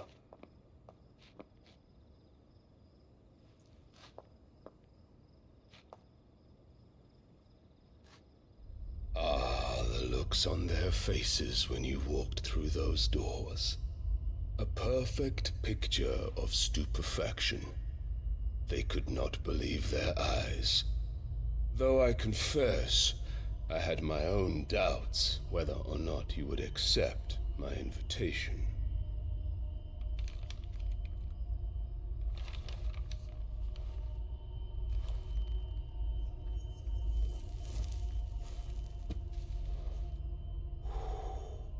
Such shocking news. Sid isn't a son of a whore. He's the son of an empress. Your own dear Clive. Absurd. Who fed you these lies? I have never spent a moment among criminals, save at the gallows. I came here with my son, not to entertain your baseless accusations, but to put an end to the senseless hostilities between our nations. Very well. You need only agree to the terms I set out. Sid took the life of someone dear to me, a woman by the name of Benedicta. I swore to take his in turn. This would not be disagreeable to you, I take it. You would finally be rid of the stain on your noble name. In return, I will leave Sanbreque in your capable hands.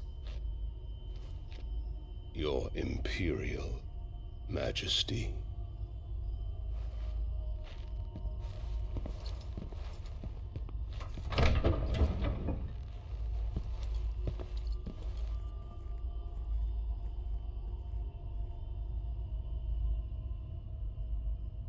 And all for the love of a common whore.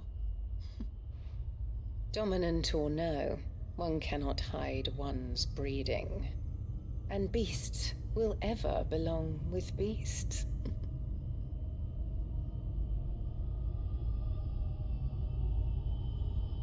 There are greater things in store for you, my darling Olivier. Soon enough, you shall be the crown prince of Sanbreque. And when your father goes to meet Great Griga, you shall be emperor of all you survey. The old order shall come tumbling down, and you will rebuild the world in your glorious image. Soon.